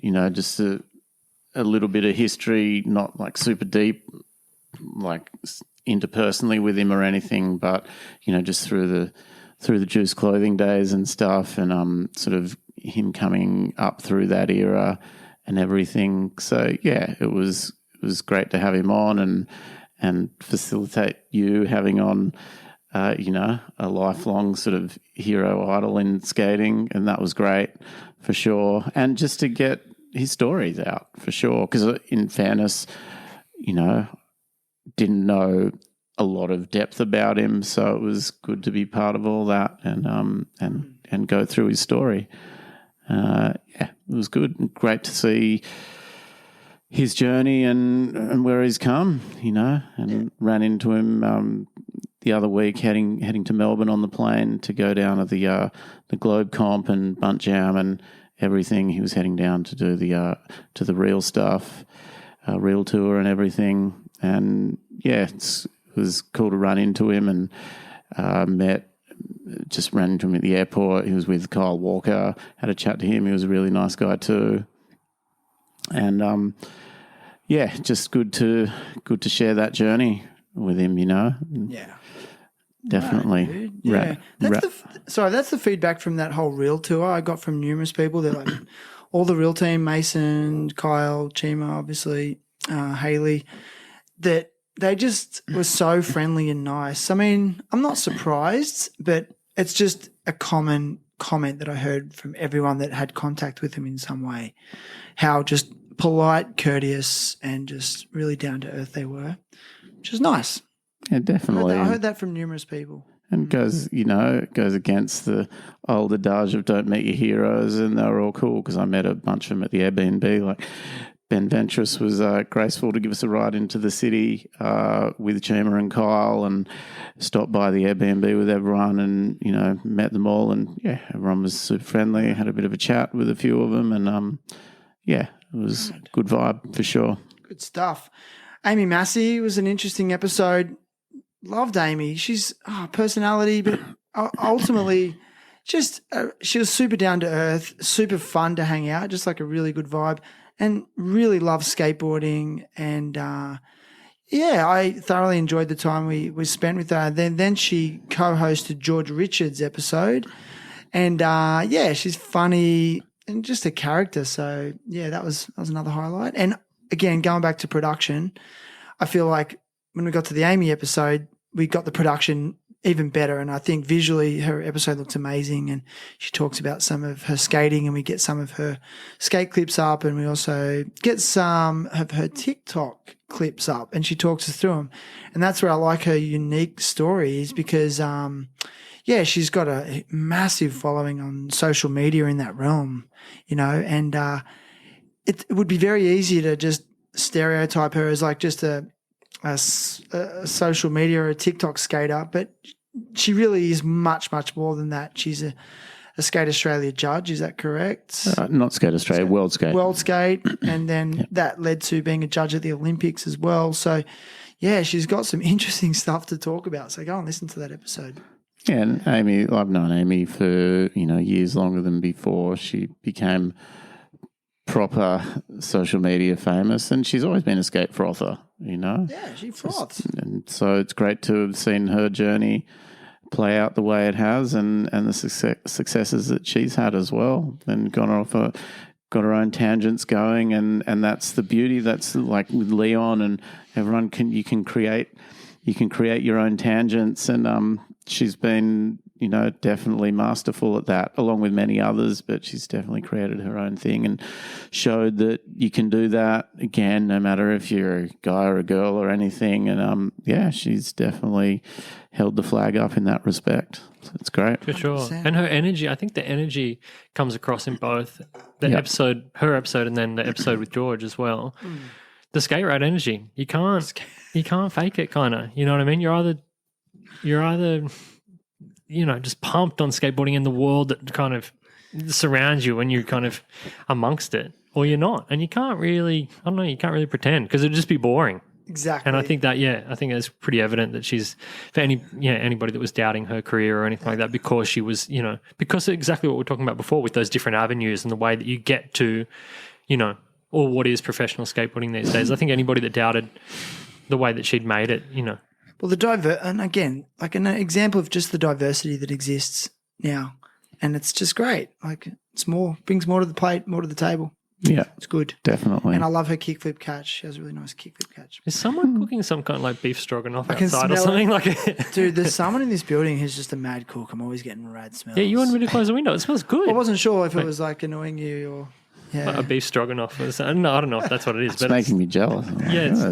Got some spares of that. Or what? Moving on. Yeah, Chris Yo. Oh, man. For me personally, I love the episode. It might be like a personal favourite. Chris is the owner of Amnesia Skateboards. It started in Newcastle, so I know it meant a lot to some Newcastle people, but his influence beyond Newcastle is extended to all around the country. So what do you think, Jim? Loved it. I mean, I'm a fan of Chris's, and I've been a fan of everything that he's done since I was a little kid, and knowing him personally when I was a little kid, probably hassling him personally when I was a little kid.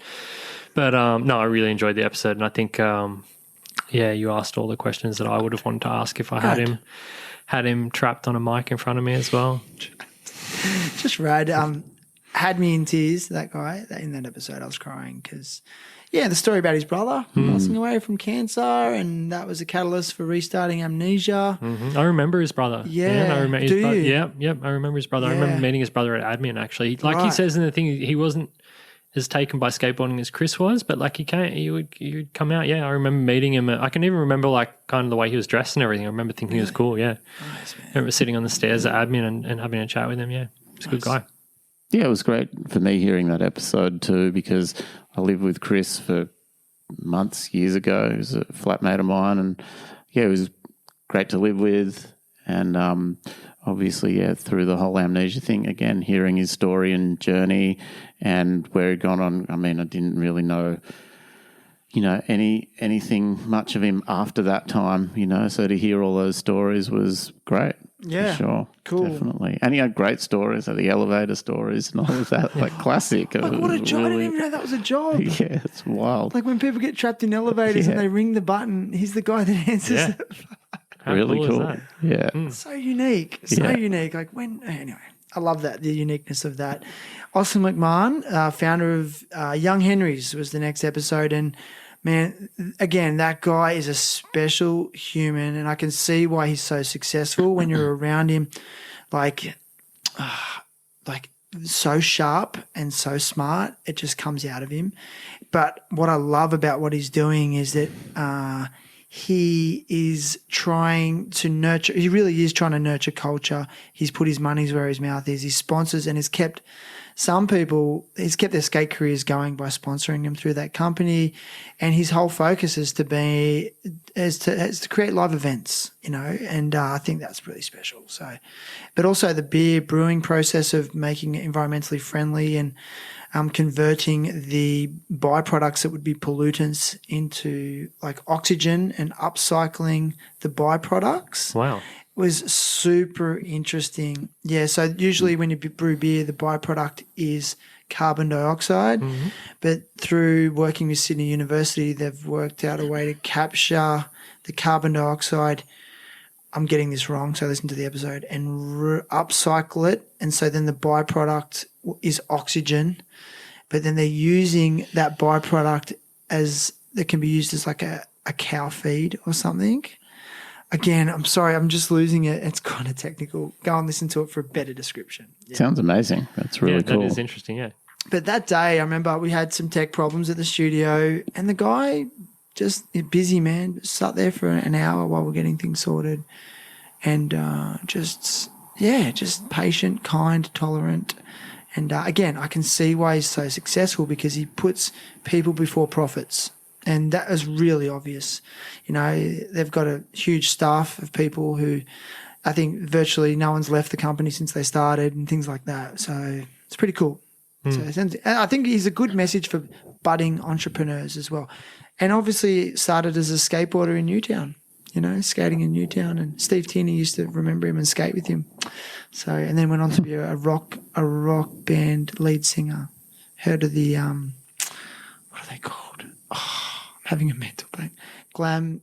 Hell City Glamours. Oh, yeah. Yeah, Lead right. singer. Wow. Lead singer, Hell City Glamours. I knew that guy Mo that was in that band, yeah. Yeah, cool. Classic. Yeah, mates, yeah. George Richards, another good episode. Young dude, just on top of his game right now, eh? Yeah. Killing it. Not related to Mark Richards, though. I asked that question. I know, that's why I said it. I just feel like anyone with the name Richards in Newcastle must be related. Maybe if you go a ways back. Yeah, that's true. I even asked John Bogarts if him and Mark Cossettini, if they knew Mark Richards, and they said no. I'm like, is Mark Richards like a mythical creature up here? No, I mean, we could probably go down to Merriweather Beach and just like spy on his house or something and you'd see him.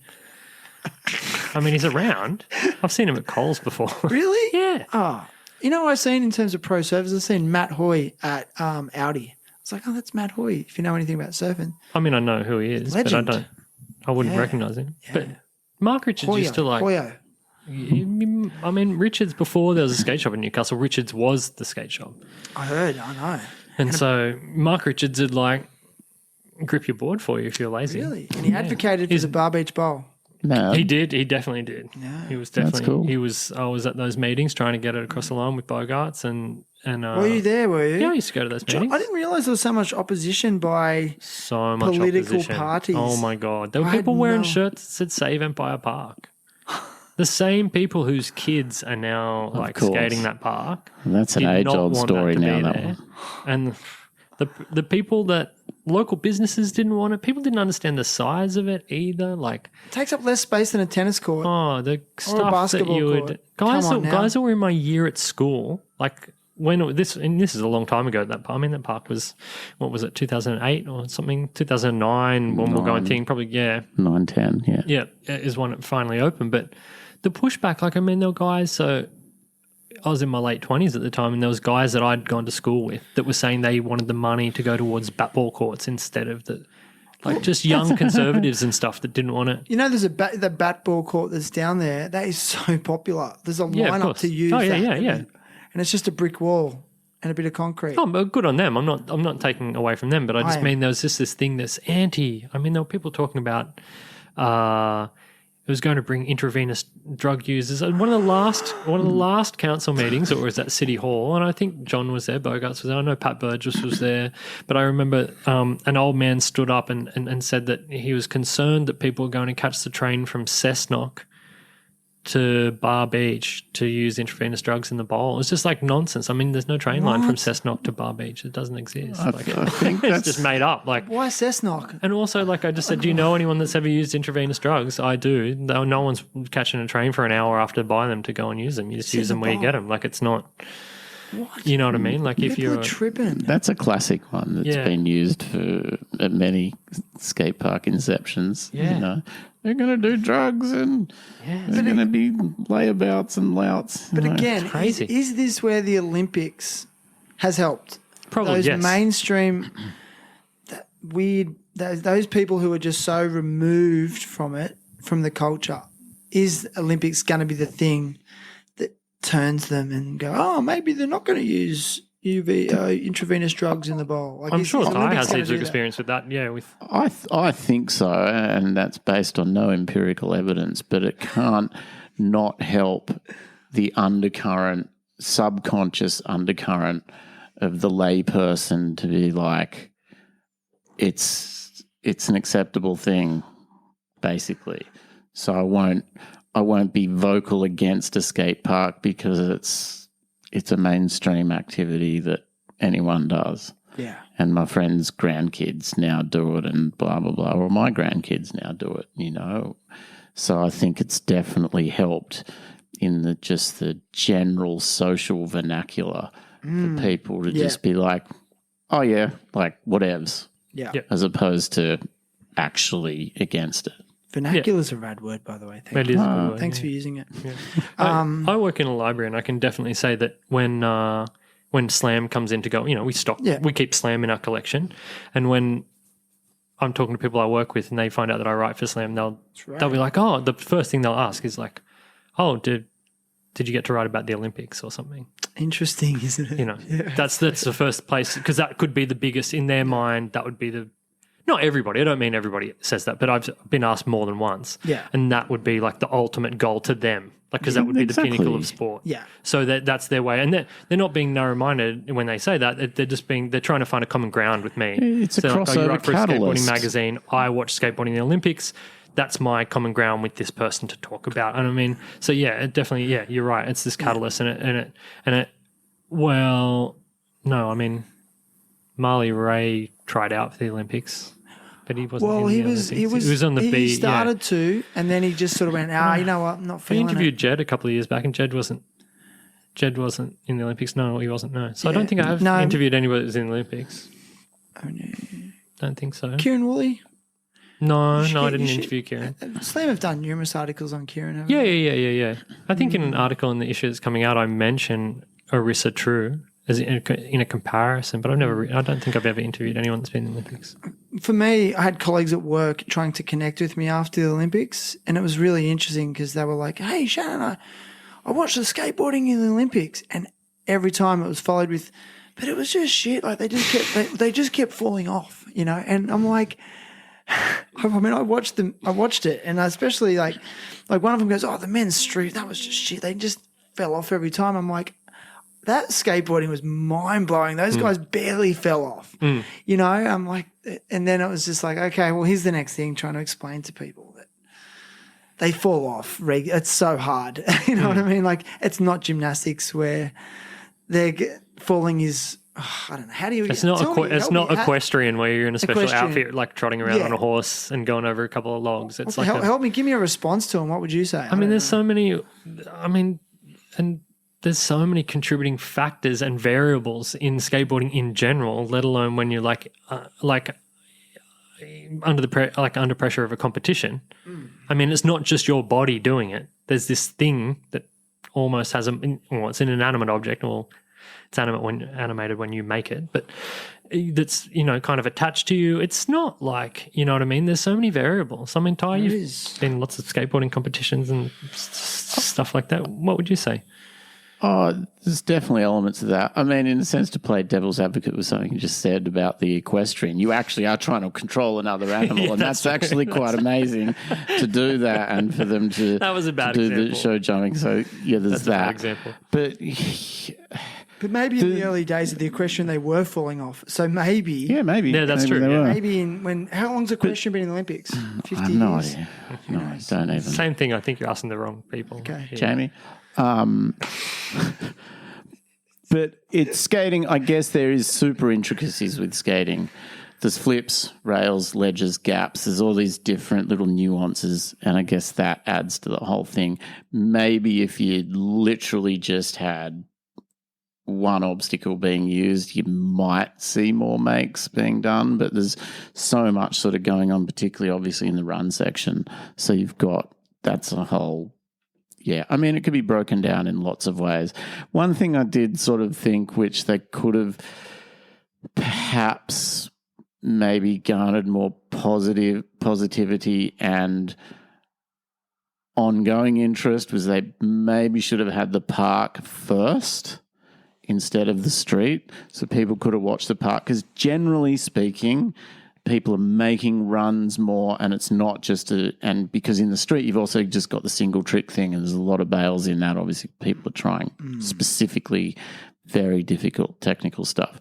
But in the park, it's about runs, and a lot of people were making stuff. So if it had that, got a bit of the wow factor, you've got the speed, you know, high flying and all of that. And so if people had watched that first, they might have, well, at least been a bit wowed by it and by the high flying speed element, and as well, generally speaking, more stuff being made, so they could have appreciated that side of it, and then it might have given them a bit more understanding to then go and watch the street and be like, oh, well, we know that skateboarding's good and got that part of it, and then the street just shows this other whole aspect of it, you know. That's a really good observation, actually, yeah.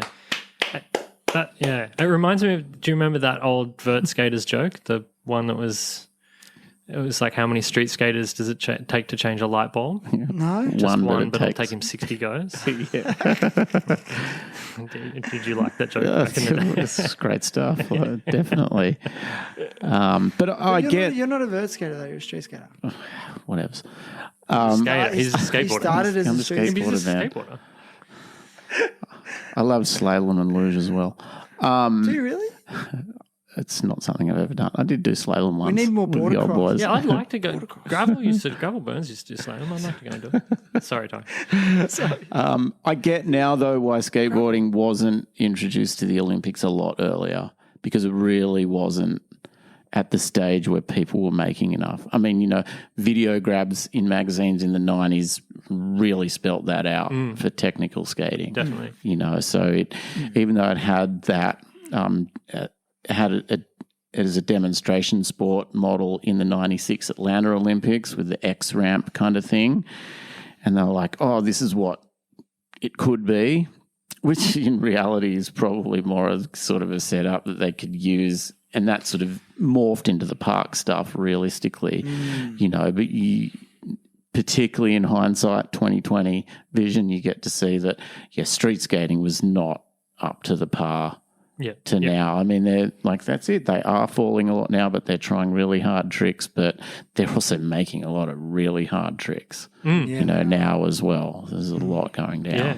When realistically someone just smith grinding or lip sliding one of those rails that's like one of the big rails that's in the street section, they do that every go.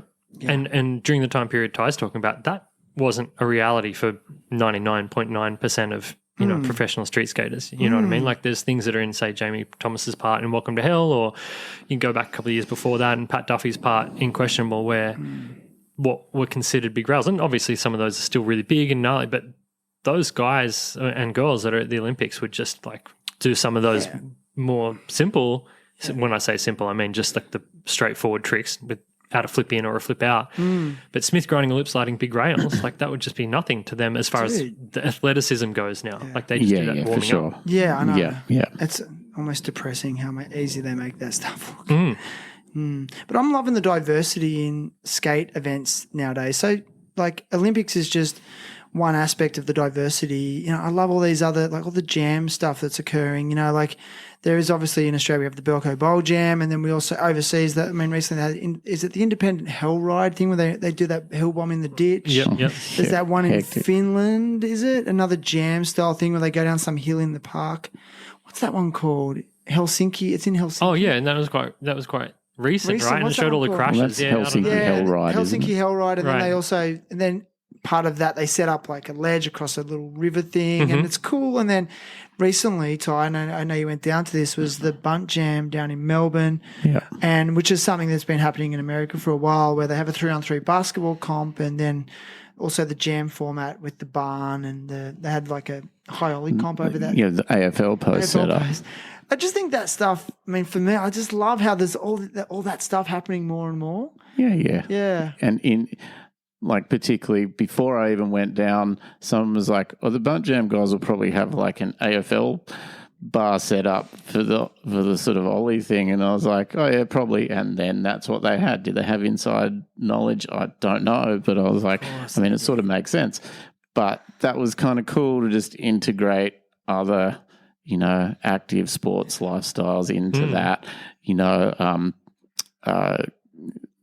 cultural stuff for Melbourne particularly. So Yeah, it was 100%. super appropriate, and they Super incorporated that in there. And then basketball as well. So it's like, it's kind of like skateboarding and art and all these different ways that people are professional skateboarders. You know, there's just all these different avenues, and skateboarders are interested in lots of different things as well. Yeah, absolutely. You know, and it just opens up that whole world. And it was really busy. Like the 3-on-3 basketball day one, that was reasonably busy, and there were definitely people there for it. But the actual Bunt Jam itself, like, my goodness, it was super busy. Like with the barn thing and the AFL post, and then that hardcore band Speed. And a lot of people said that was a lot of the crowd because it was the first time they'd played in Melbourne for ages, and it was free gig kind of thing. Yeah. So, but it was super busy, and it was just a good I guess, time. cultural experience Was it? and good time. Yeah, for sure. Did It you watch was the good. basketball?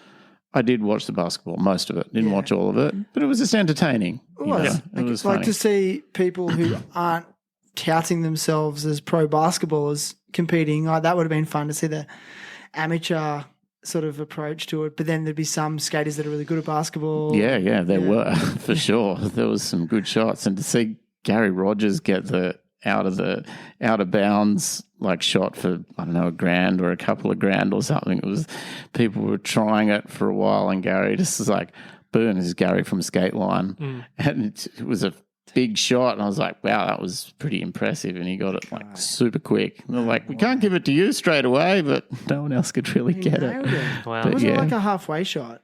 Yeah, half Like a court pretty much a shot. half-court Yeah, I shot. think that's what it was. But then, yeah, everyone was doing pretty well in the basketball. You know, all the Aussie crew, and it was just it was a fun thing to see. Yeah, Everyone just loved it. Yes. That looked like it was really fun. Like, you know, sometimes those things don't translate that well over social media, and you just see the crowd, and but it looked like everybody was genuinely like just going off and enjoying themselves. Like, it's just Yeah. it looked like everybody was really getting behind everybody as well, which is always awesome to see. Hell yeah. Yeah, I think many years ago it would have been harder to pull that off, but now everyone's, again, because of so much stimulus out there, people are a lot more accepting of just kind of whatever these days, and so it was a cool thing to add in. Yeah. Oh, sorry, I know. I was just going to say, remember, if you were interested in anything physical outside of skateboarding when you were a skateboarder for a long time, particularly in the 90s, it was like you were a jock. Yeah. Totally right, Like, exactly. I can remember like one of my friends like caught me doing push-ups and was just like roasting me. And I was like, man, I just want to try and stay fit. Like, Yeah. you know, I'm not as naturally athletic as everybody else. Like, I'm just trying to stay fit. And it was just like kind of getting roasted for it. Interesting. huh? Yeah. You know, I get like it. that's a for weird- for sure. Thing, but now that's just normal. Like now It's that was totally really part normal. of the Yeah. Yeah. culture, you know, is Yeah, I to look watched- after yourself, to stretch, you know. Like Philippe Gustavo posts his his gym workouts and stuff like that. Have you seen that?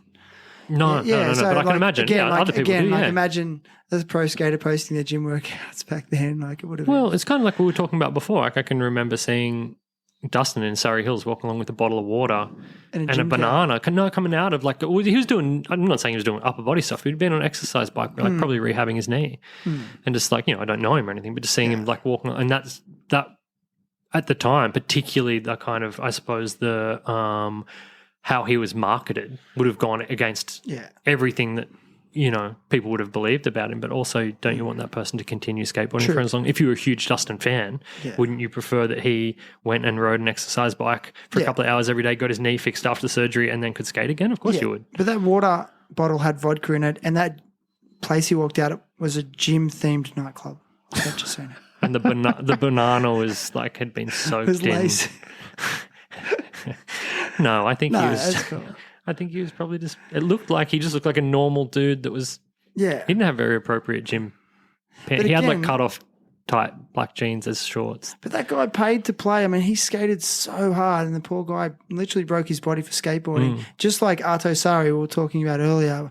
Vice have just put out a new documentary called Let It Kill You, which is very much in the same theme as the Epically Lated type vibe. And I think Patrick O'Dell is actually interviewed in it. He's not hosting it or anything. But yeah, again, like Arto Sari, just like 7 ACL reconstructions or something. And then the doctor said, like, you're literally done. I can't fix it anymore. You know what I mean? So just, again, like, this is how much people love skateboarding. Like, you know, you can never doubt how much Dustin loves skateboarding, really, you know, and same with Arto.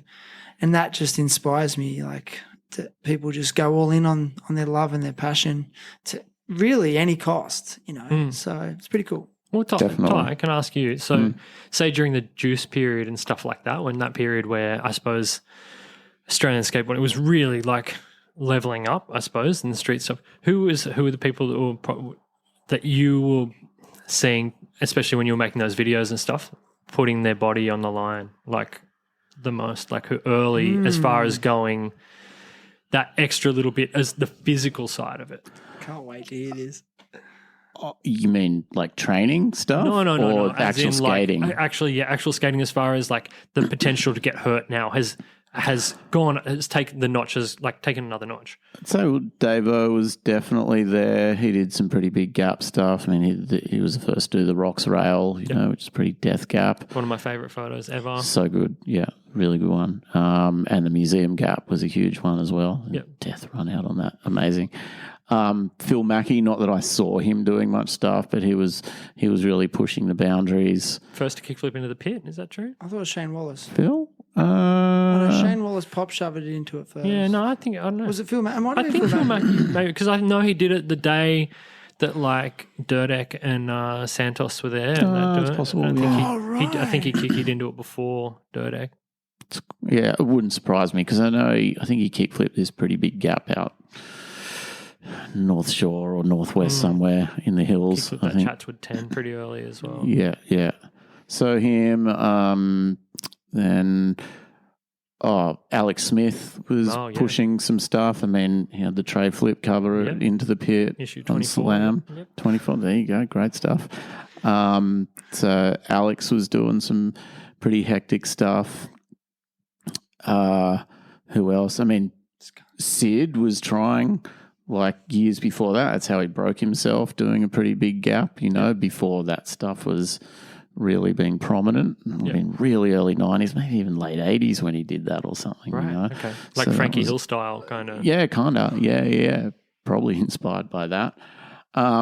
Skunk would have been doing some hectic stuff a little bit later, but not too much. Like Chris Holland was doing some big stuff. Like he did the North Sydney 16 backside 50, and again, to my understanding, that was the biggest rail done in Australia at the time. That blew my mind as well. To this day, when I seen that footage, I just was like, that's amazing. And so just like, I would just never expect from him. I was like, who's that surfer?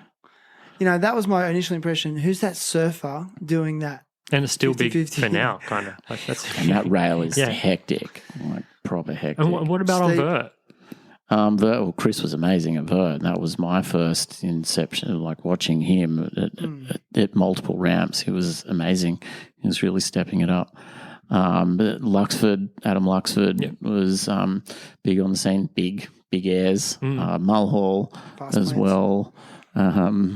Yeah, all sorts. They were Lots both of going them really sick. high though. Yeah, they too, were both weren't they? going really big. Yeah. Chris was going really big as well. Chris Holland was going really big at the time. He was definitely inspired by Hosoi and Magnuson and stuff. Spin, Jake Brown. Yeah, then the sort of following on from that, it would have been Spin. Yeah, Dave Bodnar, Jake Brown, like definitely those guys. Looking back at my first video that I made, Skateboard Hit or whatever, looking back at the Jake footage in that, like I didn't think, like, Jason Ellis had a bigger name at the time. Ultimately, Mulhall had a bigger name at the time. But watching Jake's footage was just, again, was like, wow, he was probably still had the best vert footage in that video. Just his style and tricks and everything. It's just amazing. How well he developed through all that time. And then, pretty much at that same time, Tuss and Ben were coming through. They were doing all, nollie flip tricks on vert, as well as Tuss going big, backside revert stuff. And Ellis, of course, he was pushing in his own way. Didn't quite have the finesse that the other guys did, but still was throwing down stuff as well. Were there people coming to say Monobale and stuff during that dead period where there weren't a lot of vert ramps around? Were there say if they were in New South Wales, would you see a lot of the Melbourne heads come up? Like would they skate places like Monavale and stuff as well? Yeah, it was Mona and Fairfield, I guess.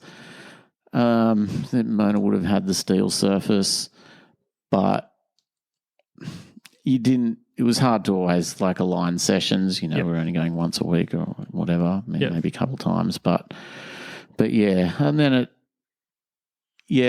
probably Mona would have been the main spot. And I'm sure everyone was sort of travelling around a bit, like pretty much. But I think Tuss, Ben and Jason were pretty much mostly in the States by that stage, like doing that for sure. Yeah. Sorry to get you sidetracked there. No, Just it's having great. Ty captive here. No, I love it. I love it. And like we haven't, it's great. We didn't tap into that when we did our episode. I want to ask him about Allume. What Allume? Well, it was like an offshoot of Juice. Yeah, it was just to. Was it like the athletic division? It's like no. Well, Juice was more the athletic division. Juice-O-Matic was sort of that athletic, sort of DC, more. I wouldn't even say jockey side, but a bit of mesh, that whole thing. But Allume was meant to be the more fine-tuned, nicer sort of stuff. And that was basically for Davo to have his own brand because he had done X amount for Juice, and then Juice was growing, and to create a more niche thing for Davo. I loved them. I love them both. Was it good? I was running. I don't really remember running Juice pants for a long time in high school. Were you? The cargos or the sporty ones? I had cargo pants, but I had these sporty ones that were like dark green, and they had a cargo pocket on one side, that then half of it was like this plastic mesh, and they had like a drawstring, like that I never did up, but they did have drawstrings around the bottom of the pants. Yeah, that was, man, I did probably some of the best skating in my life in those pants. That's right. Because you're just that age, like you're young and. It's funny because like there's nothing worse than a pair of pants that when you go to jump, they grip on your thighs. No, these did not do that. They don't flex. These were like. They moved you there because I was watching Elijah Burl. His part just came out for Vans. Everyone's putting their SOTY parts out at the moment. Yep. It's insane. And also they bought the music rights from Metallica's Seek and Destroy, by the way, for this, which was sick. But he did a Thrasher like My War type thing on this 50-50 rail he did in SF in Chinatown. Right? Did you see it? And he had a pair of pants where he couldn't like extend his thighs up enough, so he had to change pants with the filmer. So to all you clothing manufacturers for skateboarders, don't be that brand. Well, Juice was like one of the first brands, Australian brands, to do baggier clothing, like get into the skate fashion as such at the time and really push that here. So they were pretty conscious of all of that stuff, I guess. I mean, it was also sort of, not to whatever, but fly by the seat of their pants. They were just like doing all this stuff, and some of it worked, some of it didn't. I feel like it was pretty progressive as far as that goes. Like there were things that it was kind of, I suppose it was like on par with something like Alphanumeric in the States as far as the kind of gear that they were making, but it was like here. Yeah, which is pretty. No, pushing it for sure. Alphanumeric. Yeah, but Juice had the team, You know, they did well. I'm a Davo fan, so that's I was like always It's hard not to be. always one of my favourite skaters. So the Juice was kind of Well, the Illume thing was good too. Like to get Sid Tapey was on Illume as well. Cale Nusky, who was incredible, like for sure. Another one, injuries took him out early, unfortunately. I think Yoshi was on there. Yeah. Because he had an ad or two. Yeah. So that was, that was the new gen being led by kind of Davo. You know what I mean? And he was the bit of the figurehead, been around for a while, and then him and sort of Sid at the top, and then the younger crew coming through with that. So that was creating a differentiation in the company, you know what I mean, to breathe some new life into the whole thing and add a new vibe into the scene as well, because it was really nice stuff, Yeah, and the ads are all really clean and I can really picture them right now. Yeah. Did that just end when he moved to Japan or? Oh, I think it just sort of ended because that's just when it all started ending, basically. Right. Okay. Quote unquote street fashion came in, like 55 diesel, all that sort of stuff, and it just kind of came and took over the skate fashion for a while. Skate shoes kind of ended, white sole shoes kind of ended at that stage for a few years, and that's just, and the market's killed it. Just ran its whole story. Yeah, just. It's funny, if you go to Indonesia now, Bali, you'll see Juice jumpers. That discussion. Yeah. And it's funny, you'll see old Balinese grandmothers selling petrol or whatever, and they've got a Juice shirt on and stuff. It's such a trend. Is it new old stock or is it No. He licensed it over there. You can look on Insta. They've got an Insta page for Juice clothing, and it's in Indo, and it's pretty entertaining looking at that page. Yeah, because it's not bootleg, right? No, it's not bootleg. No, but they make it all originally over there. And when I went over there several years ago, I bought a few pieces over there. That's all right. They had a great shirt, actually, T-shirt print, which was like a round screen print of Belco Bowl with the J logo over the top. And I was like, that is just classic. I've got that at home still. I just can't bring myself to throw it out. So I was like, that is just amazing. Can't believe it. I'd love to speak to the graphic designer who put that together. I don't know. Have you seen, because I have you ever it's funny, and I've seen other retro, they're not retro brands, but on retro kind of reseller, websites, when people are selling vintage things in on Depop or Instagram and stuff. I've seen Juice things before, and it makes me feel old because OG. Yeah, OG stuff. And you're like, what? Why is that? That's not vintage. And you're like, it is. Yeah, it is. It is vintage. But it just makes you feel old when the things that you think are you're like, 1995, that was 30 years ago. Great. Good times. Yeah. Hey, next guest. So we'll sort of move through a bit quicker. Simon Boglow, lead designer of Convict Skate Parks, episode 237. I love that episode. I love Simon. He flew up from Melbourne. Convict flew him up for the episode. The production's great, and we get all the good skate parks around Sydney. We get the visuals and the man behind them all, and it just breaks it down and the process that goes into creating these masterpieces that we get to enjoy now. There's so much to it. So lots of education in that episode, I think. And also thanks to Convict, because they're sponsoring the next episode I'm recording on Saturday with the pro skater for Santa Cruz, Rob Pace. So have a look out for that one. It's a very interesting backstory to the Rob Pace episode. And all I'm going to say is that I'm a huge fan of Rob Pace and Brendan Gardol, who is the filmer for Rob for most of his recent video parts and even the start of Rob's career. We had already recorded an episode, full video production, and we lost the episode. The production team had a hard drive crash and it got lost. And to Brendan and Rob's credit, they are just the best dudes ever. They just didn't complain, sucked it up. Yep, no worries, Shan, we'll do it again. So shout out to those boys. And epic. Like I said, we're recording this episode before that recording. So, you'll be listening to this after I'll put that episode out there. But we watch all the videos of Rob's gnarliest handrails and some of his best skate tricks and from his best video parts. And just to hear him talk about some of the gnarly rails he did, like the 3-gap rail he did in America. Did you see the Thrasher wore and that big gnarly Smith grind around that long bend rail, which literally would be I don't know, 50 meters long. I don't know how long that thing is, Jim. Did you see it? Yeah, I've seen it. Yeah. I don't know if that's a bad estimate, but the guy's insane. I think he may be one of the best handrail skaters Australia's ever produced. Yeah, I think That's that's all. for sure. I'm going to make possibly the call. I mean, he's up there with the world has ever produced as far as like the length and height and stuff. Like, I mean, he definitely he's a rail chomper for sure. I wonder though. Sorry that I keep sidetracking everybody. Go. Like you guys probably want to go to sleep or something. Nah. If you're skating, say that 50-meter rail, for example, I know it's not 50 meters, but it's something. It's probably close, right?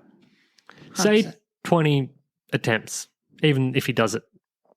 Say if he has 5 goes at it until he does it.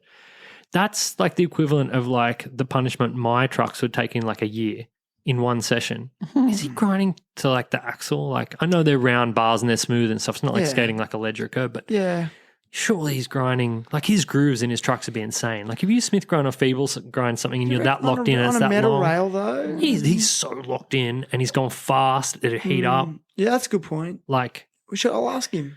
Ask him, yeah. Good question. Any other questions for him? I'll get prepared. But I think the thing that sticks out with me, like he's fairly young. He's really on the top of his game. Just turned pro for Santa Cruz.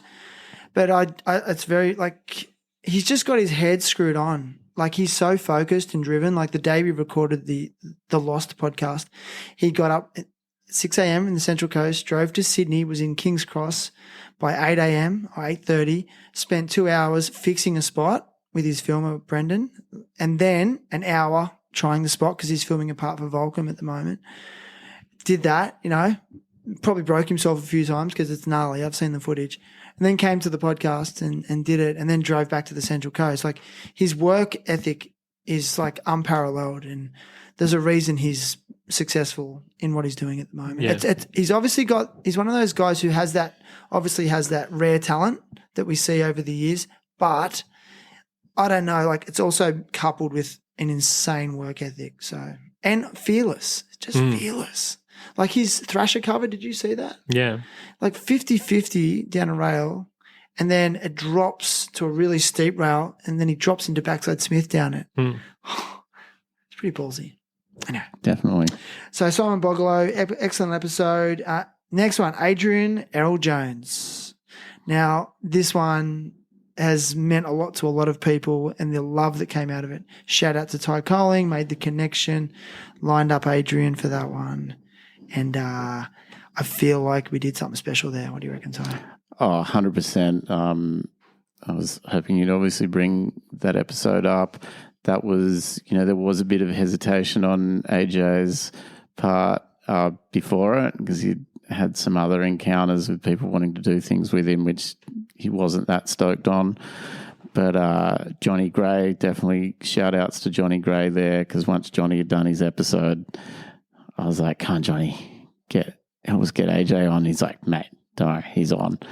And he's like, yeah, I called him and give it to him. I told him, mate, he's got to do it. And then he changed his tune and he came on graciously. Took a while to get that one lined up time-wise, but it happened and it was really cool to do that and get AJ's story. And like I said, one of the first pro boards that I saw of an Australian as a kid, not knowing who he was and then getting to skate with him over the years and know him and then hear his actual stories because you don't really talk to people much about their history when you're skating or whatever, So to hear all those stories from him and get that engagement was really cool. It was an honour for sure. And to be given the Jay Adams Award by Z-Town. By Pat Noho. Noho.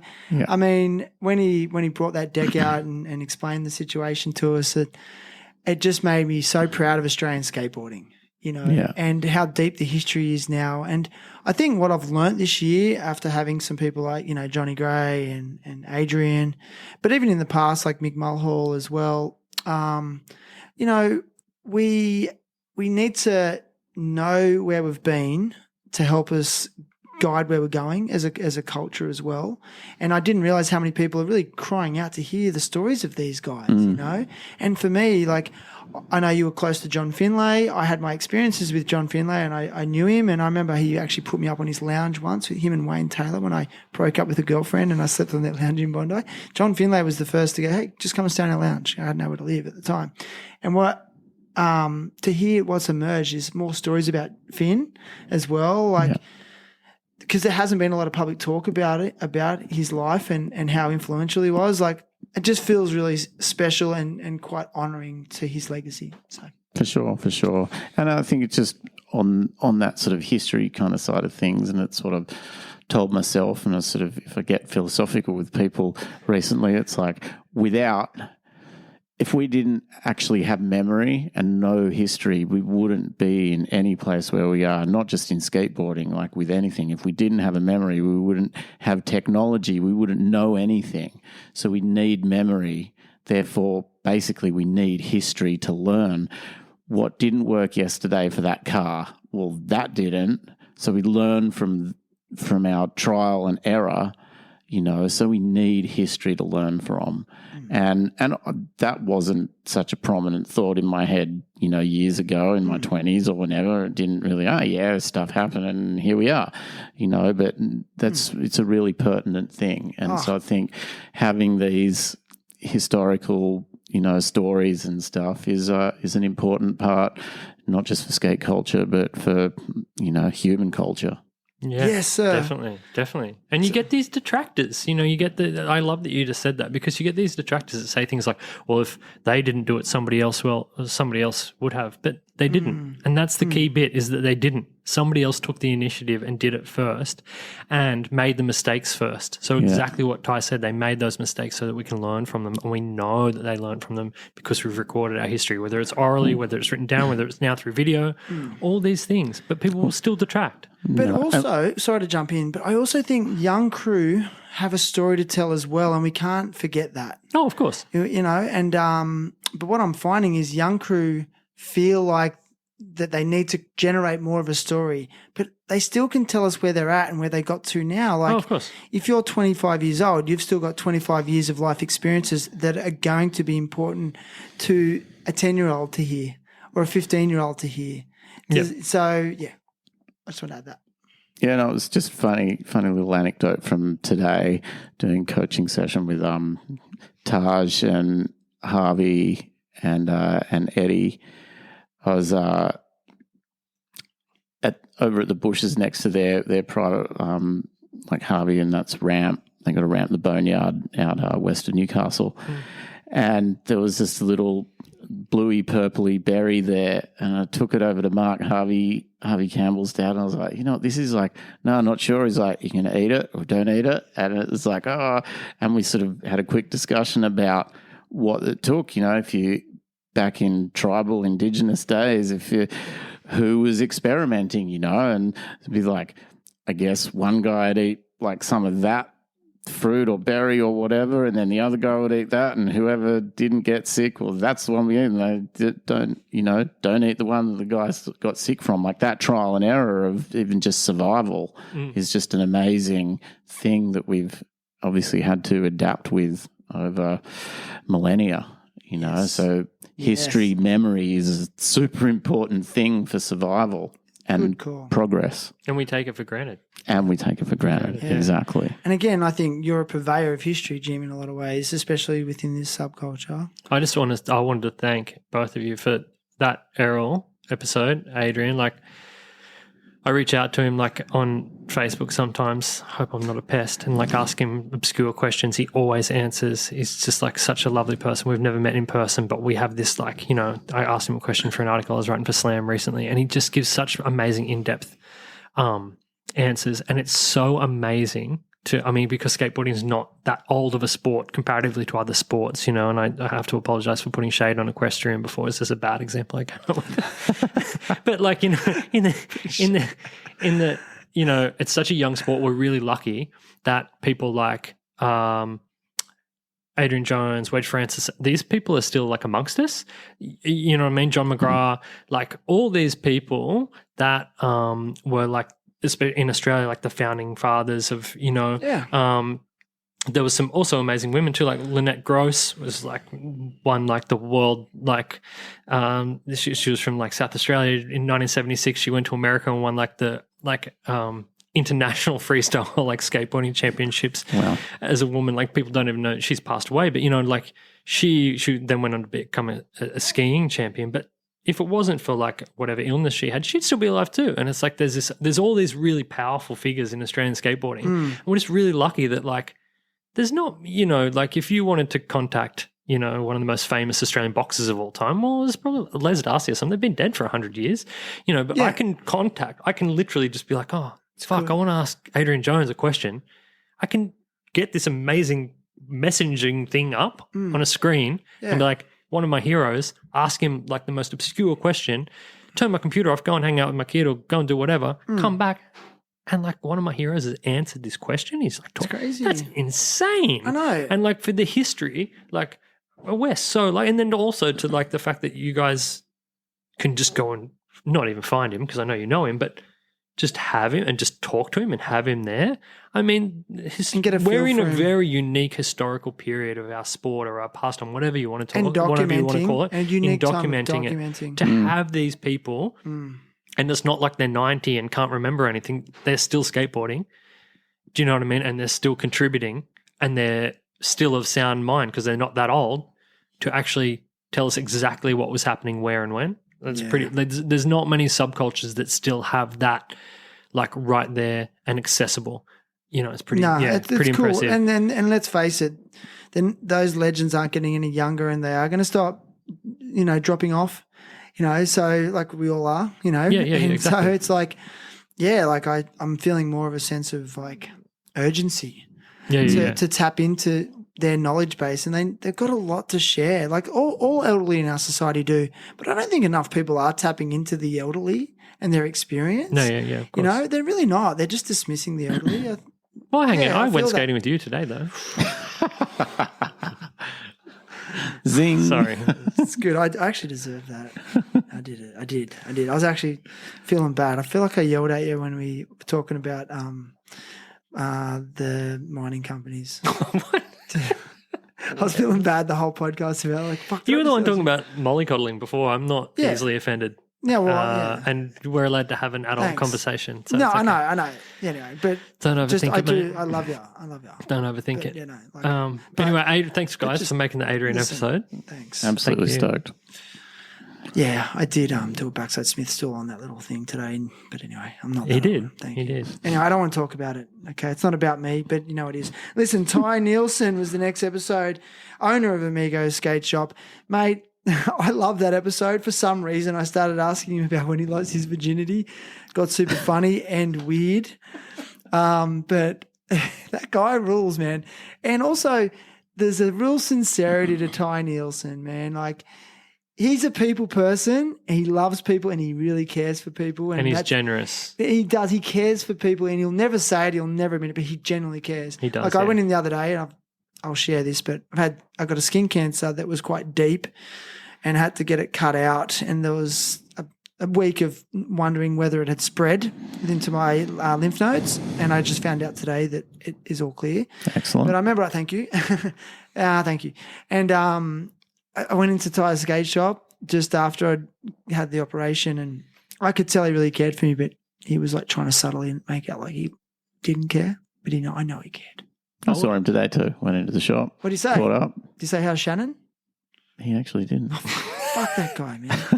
I want to give Just kidding. Ty a bit of a shout. Like he's also actually a great skate photographer too. Is he? Yes. Yeah, he plays that down, eh? Like there was a period and he's a great skateboarder as well, and he's just really fun to be around. But I've known Ty for a really long time, but he's there's a period where he's just like taking a lot of, when there wasn't, maybe before Brendan Frost was around, when there was a period where there was not many like skate photographers in Newcastle, he really stepped up and he took some great shots. Like he still does, I think, but he's busy running the shop and but yeah, he's had some really good, Has he? amazing skate photos. He had a photo of Adam to bone in Thrasher. Sick. Like, yeah, the old Newing Park. Well, He's had. So Adam was in Thrasher and Ty took the photo. Yeah, there's like, and he had like, Sick. yeah, I remember Cool. he was also really generous with his photography. I remember when like Lydia wanted to skate this harbour years ago, and like we didn't have a photographer. Frosty was somewhere and just rang Ty, and it was like so inconvenient for him. I think he'd been playing cricket that day. Ty's a really good cricket player. I know most people wouldn't know that. That was an enigma. And he was just like, yeah, come pick me up. And we just like went and got him. He came out, shot this amazing photo, and just like had it sorted, like, you know, edited, sent to us by, the, you know, it was for one of Simon's sponsors at the time. But it was just like the turnaround was amazing. And it was, yeah, I don't think a lot of people know that about him because maybe he's not braggartly, you know. No, and he generally has a skate park because he wants a hub for Skate shop. people to have. Skate shop, What did I say? skate park. Damn, I must be tired.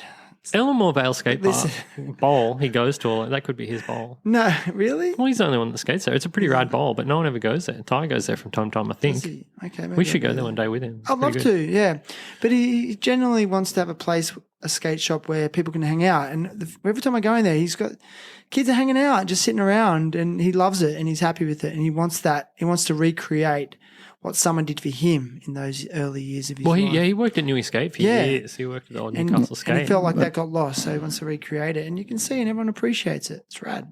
That's where I met him at Newey Skate, and he used to talk about taking photos. Yeah, right. I was repping it, and 'Cause yeah, you were he'd tell me repping and- stuff. Yeah. yeah. And so I'd talk to him for ages, as you do. Yeah.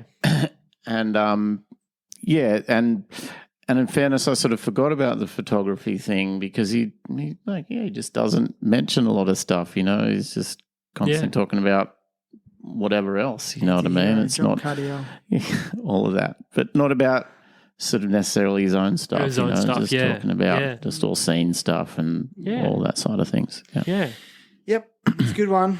And then Carrie Pogson from Omni Boards. Jim, what a day that was. It was a great day. So we drove from Newcastle to Ulladulla and back in the same day, and I calculated with stops and stuff, we did about 12 hours of driving that it would have day. been heaps quicker if you didn't have to piss every like 500 meters, but like it's cool. Like I've got I'm an not. enlarged prostate.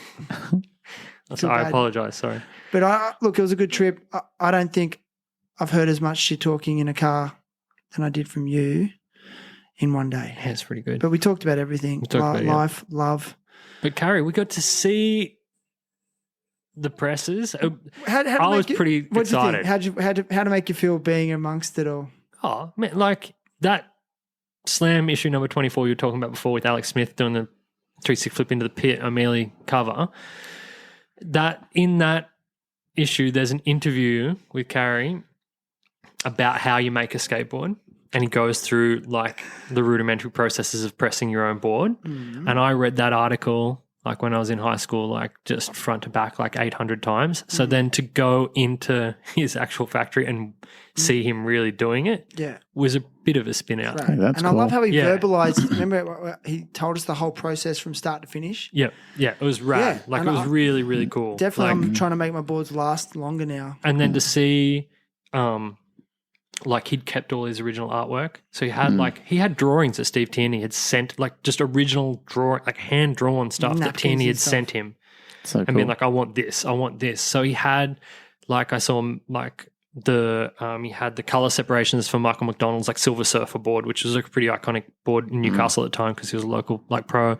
Like, but Steve's artwork was cool because it was hand drawn. Like, so to see, Steve was doing graphic design or whatever at the time. So he was sending Carrie all that stuff. That was pretty rad. Like that was, it was pretty. Just the history of everybody's. Alex was probably writing for Carrie at the time when he had that cover as he was. well. Yeah, definitely. He was definitely pro for Omni at the time. Yeah, I remember. I don't know if you talked about it in the interview, but I remember Carrie.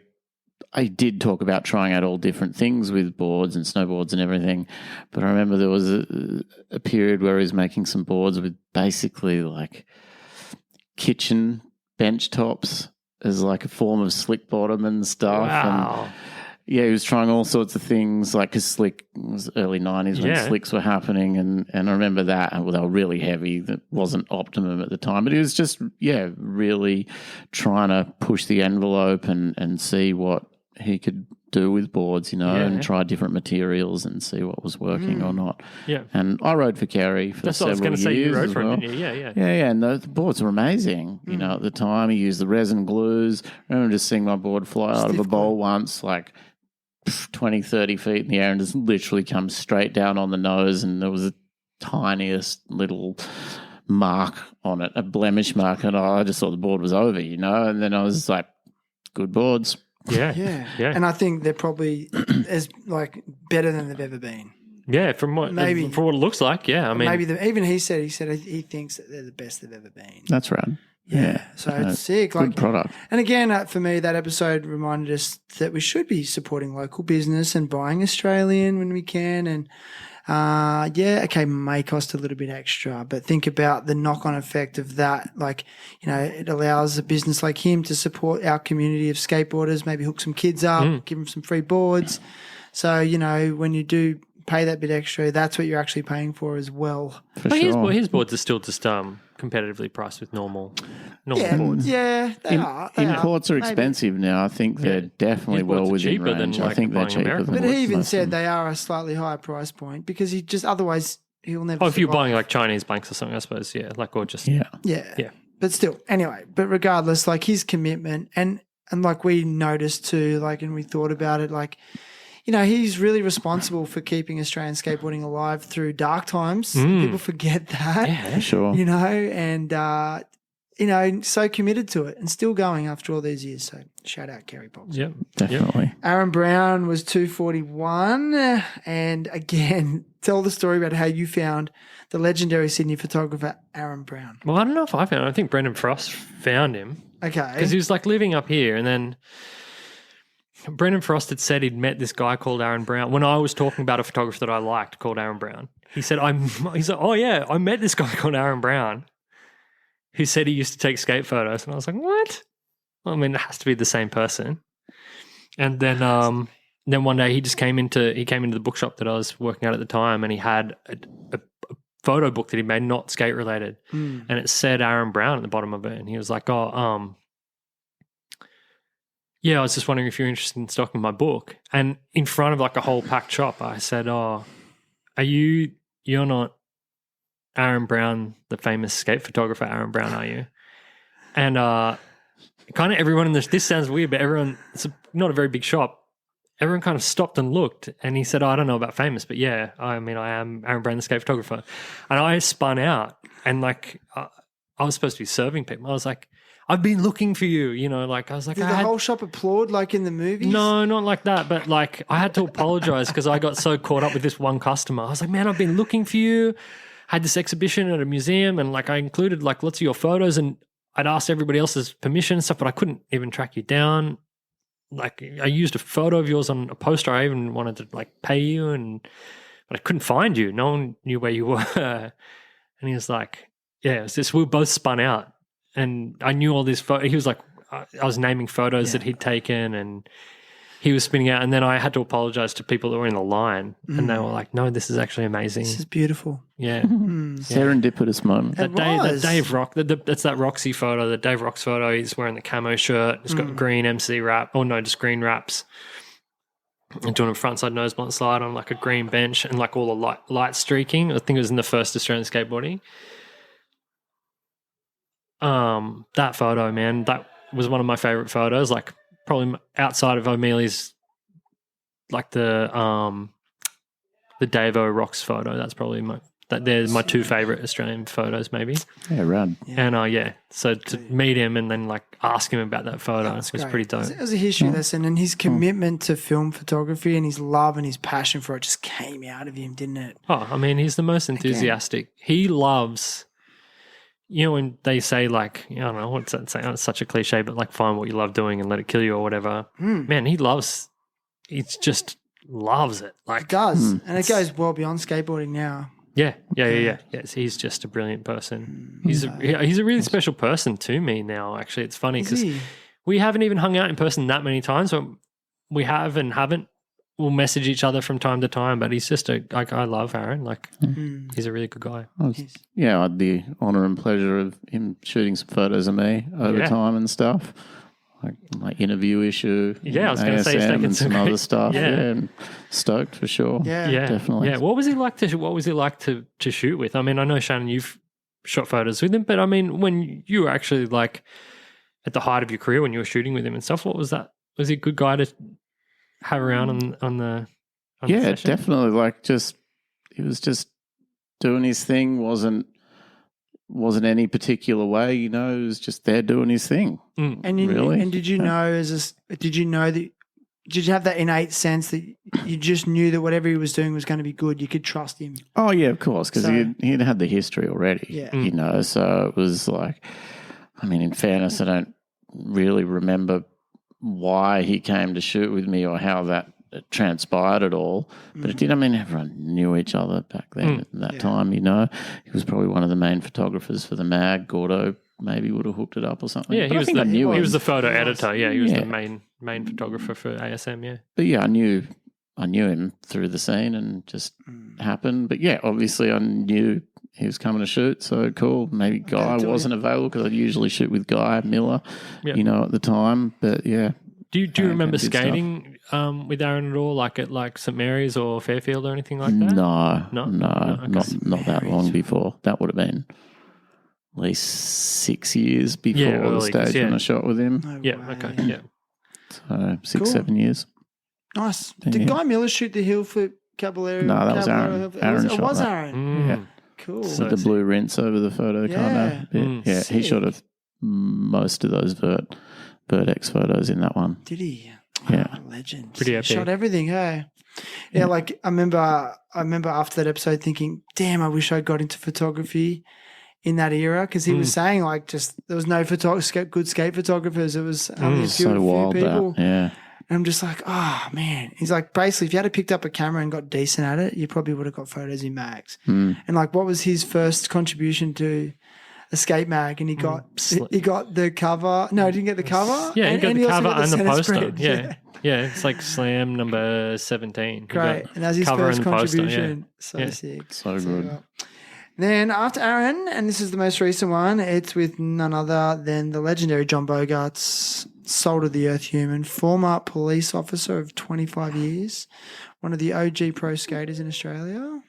Yeah, Bonza. Bonza Pro. I used to have his model. Yeah. Yeah, you rode Bonza, yeah. With the graphic that was done by Sean Musset. Yeah, Gravel did that graphic. Oh, I think, Gravel, would have been. did that. Gravel. Yeah, Comes that's full right. circle, doesn't So it? cool, Yeah. eh? How does it? Yeah. So, and then the podcast has kind of got derailed after that episode. Like for years, I was weekly episodes, and then I've decided to take more of a trajectory of quality over quantity, like more fortnightly, and just being, focused on, good quality production and getting it just a bit more detailed. And then with the Rob Pace episode that we lost, I actually haven't produced an episode for about 3 weeks, which is the first time I've gone that long since 243 episodes. So I just want to share this. It kind of has rattled me a little bit because it's just become so entrenched as part of my life, and having this deadline of producing something weekly and fortnightly actually keeps my whole life together in other areas. But then also with the skin cancer and the stuff around that, I just had this period of getting really derailed with it. So, just thought I'd share that too. So, yeah. So Bogarts was the last one. Yeah. Well, but then Rob Pace said, I said, is going to be the last one, and this will come out after we've already published the Rob Pace episode. So, yeah. We'll go with you on the dedication for keeping that consistency up. That's really amazing. It's for really sure. impressive. As a passion project, Do you think it's for sure. just stupid though? Like, do you think sometimes I'm like, am I an idiot? Am I wasting time? Like, But- these are the thoughts that go through my head sometimes. But that's the intricacy of the human condition, mate. That obsession, to do these things, and like you've said before, it's a bit of catharsis for you, and it's a lot of things, and we've had the discussion a lot that you've come to a bit of an understanding that, you mentioned it before, these stories are good to share and have it out there, and no one's really doing it here on such a consistent basis, and obviously Nine Club and others are doing that in other spaces, and I guess they sort of have a viewership now. It seems like they're basically making money and living off of it, and that's great. And it's much harder here, a lot of it, because of our population and therefore what actual basically sponsors you can get to fund it. So, doing it strictly as a labour of love is, that's honourable. Oh, so thanks. It's great. Thanks. Yeah. I just wonder if it's misguided. And well, wait. If you find it fulfilling, but okay, good question. I do find it fulfilling, but I question my ego. So selfish. Well, I question my ego. It's like, am I looking for some sense of validation or personal validation from this? I go through that a lot. But you're giving other people a voice as well. Yeah, and I think it does come back to that. And I have had to check my ego a few times, and sometimes I want to make it about me, but really, the sense of purpose in giving someone avenues to share stories that could inspire other people is very purposeful. There you go. So thanks. Definitely. But the bit about you, a lot of the questions come from your experiences in life. It may not be directly, related to you. Sometimes it can be, sometimes it's not. You know what I mean? And it's about putting across those stories, and that's what conversations are about. Yes. Putting across stories, and they're important to have. Yeah, That's a perfect way of putting it. And it's also okay to want to tell your story as well. There's a big difference between telling a story and intertwining yourself within an overarching narrative and then making something all about yourself. There's a big difference between those things as well. Yeah. Sure. Well, again, I want to use this opportunity to thank you, Jim, for doing an article in Slam on the podcast. It's all right. No worries at all. I enjoyed doing it. It's fantastic. And anything I can help to, in any way that I can help to kind of broaden your listenership, because I know that, like I said earlier on, I enjoy it as far as there's so much content out there. Obviously, it's infinite. But when we find these things that help us to, pass our time, and they help us to, sometimes they're not always informative and educational. Sometimes they help us to relax, and they're purely for entertainment. That's one thing, I know I was joking about watching Neighbours before, but that's this thing too that I think people often forget, that it's okay just to enjoy something. Even though I get something, like, when I'm, for example, listening to the Adrian episode, I got so much from that, even, it sounds corny, but even spiritually, like listening to somebody that I would consider a hero or something. Wow. It's okay just to enjoy things for at face value as well. Not everything has to have depth. And of course, we're looking for that depth in things as well. And I often am, and in the things that I'm collecting, reading, whatever, outside of skateboarding as well. But also, like, there are episodes of yours where, like, say some of the people that are like surfers or whatever like that I'll just have on because I just enjoy hearing people talk at face value, for even if it's just like a vaguely related like subculture. So yeah, no, thank you for putting everything out there as well. Thanks, Jim. Ty's taking a selfie. Who are you, Ty? He's got the Christmas tree up. I like that. Trying to get us all in there. It's a bit dark. Oh no, I missed it. Go again. Now listen, let's get down to some other business. It's been a nice long episode, which I love. And I want to say this, I love just doing the audio-only episodes. The video production stuff is great when we have really good visual images, like on Errol's episode. And God, there was some good visuals in Adrian's episode. Really cool. Yeah, and then other ones. And wait to see Rob Pace's, like the videos we get in that. It's just pure entertainment, really. But I just feel like there is an authenticity to audio only. And like the fact that we've been talking for 2.5 hours pretty easily, it's a testament to that. But let's talk about SOTY predictions. It's coming up to that time of year. All the companies are putting out their best riders' parts. Have you been keeping up to date, you two, or Thrasher SOTY? I wouldn't say wholly, but seen a few things recently, like you just mentioned, Elijah Burl's part. Just watched that yesterday, I think. Super gnarly, quite diverse as well. I'd say somewhat very Thrasher as such.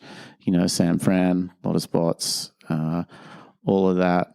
Yeah, definitely really good. But, apparently he's done some other stuff this year, which I wasn't too aware of. Haven't been on top of that.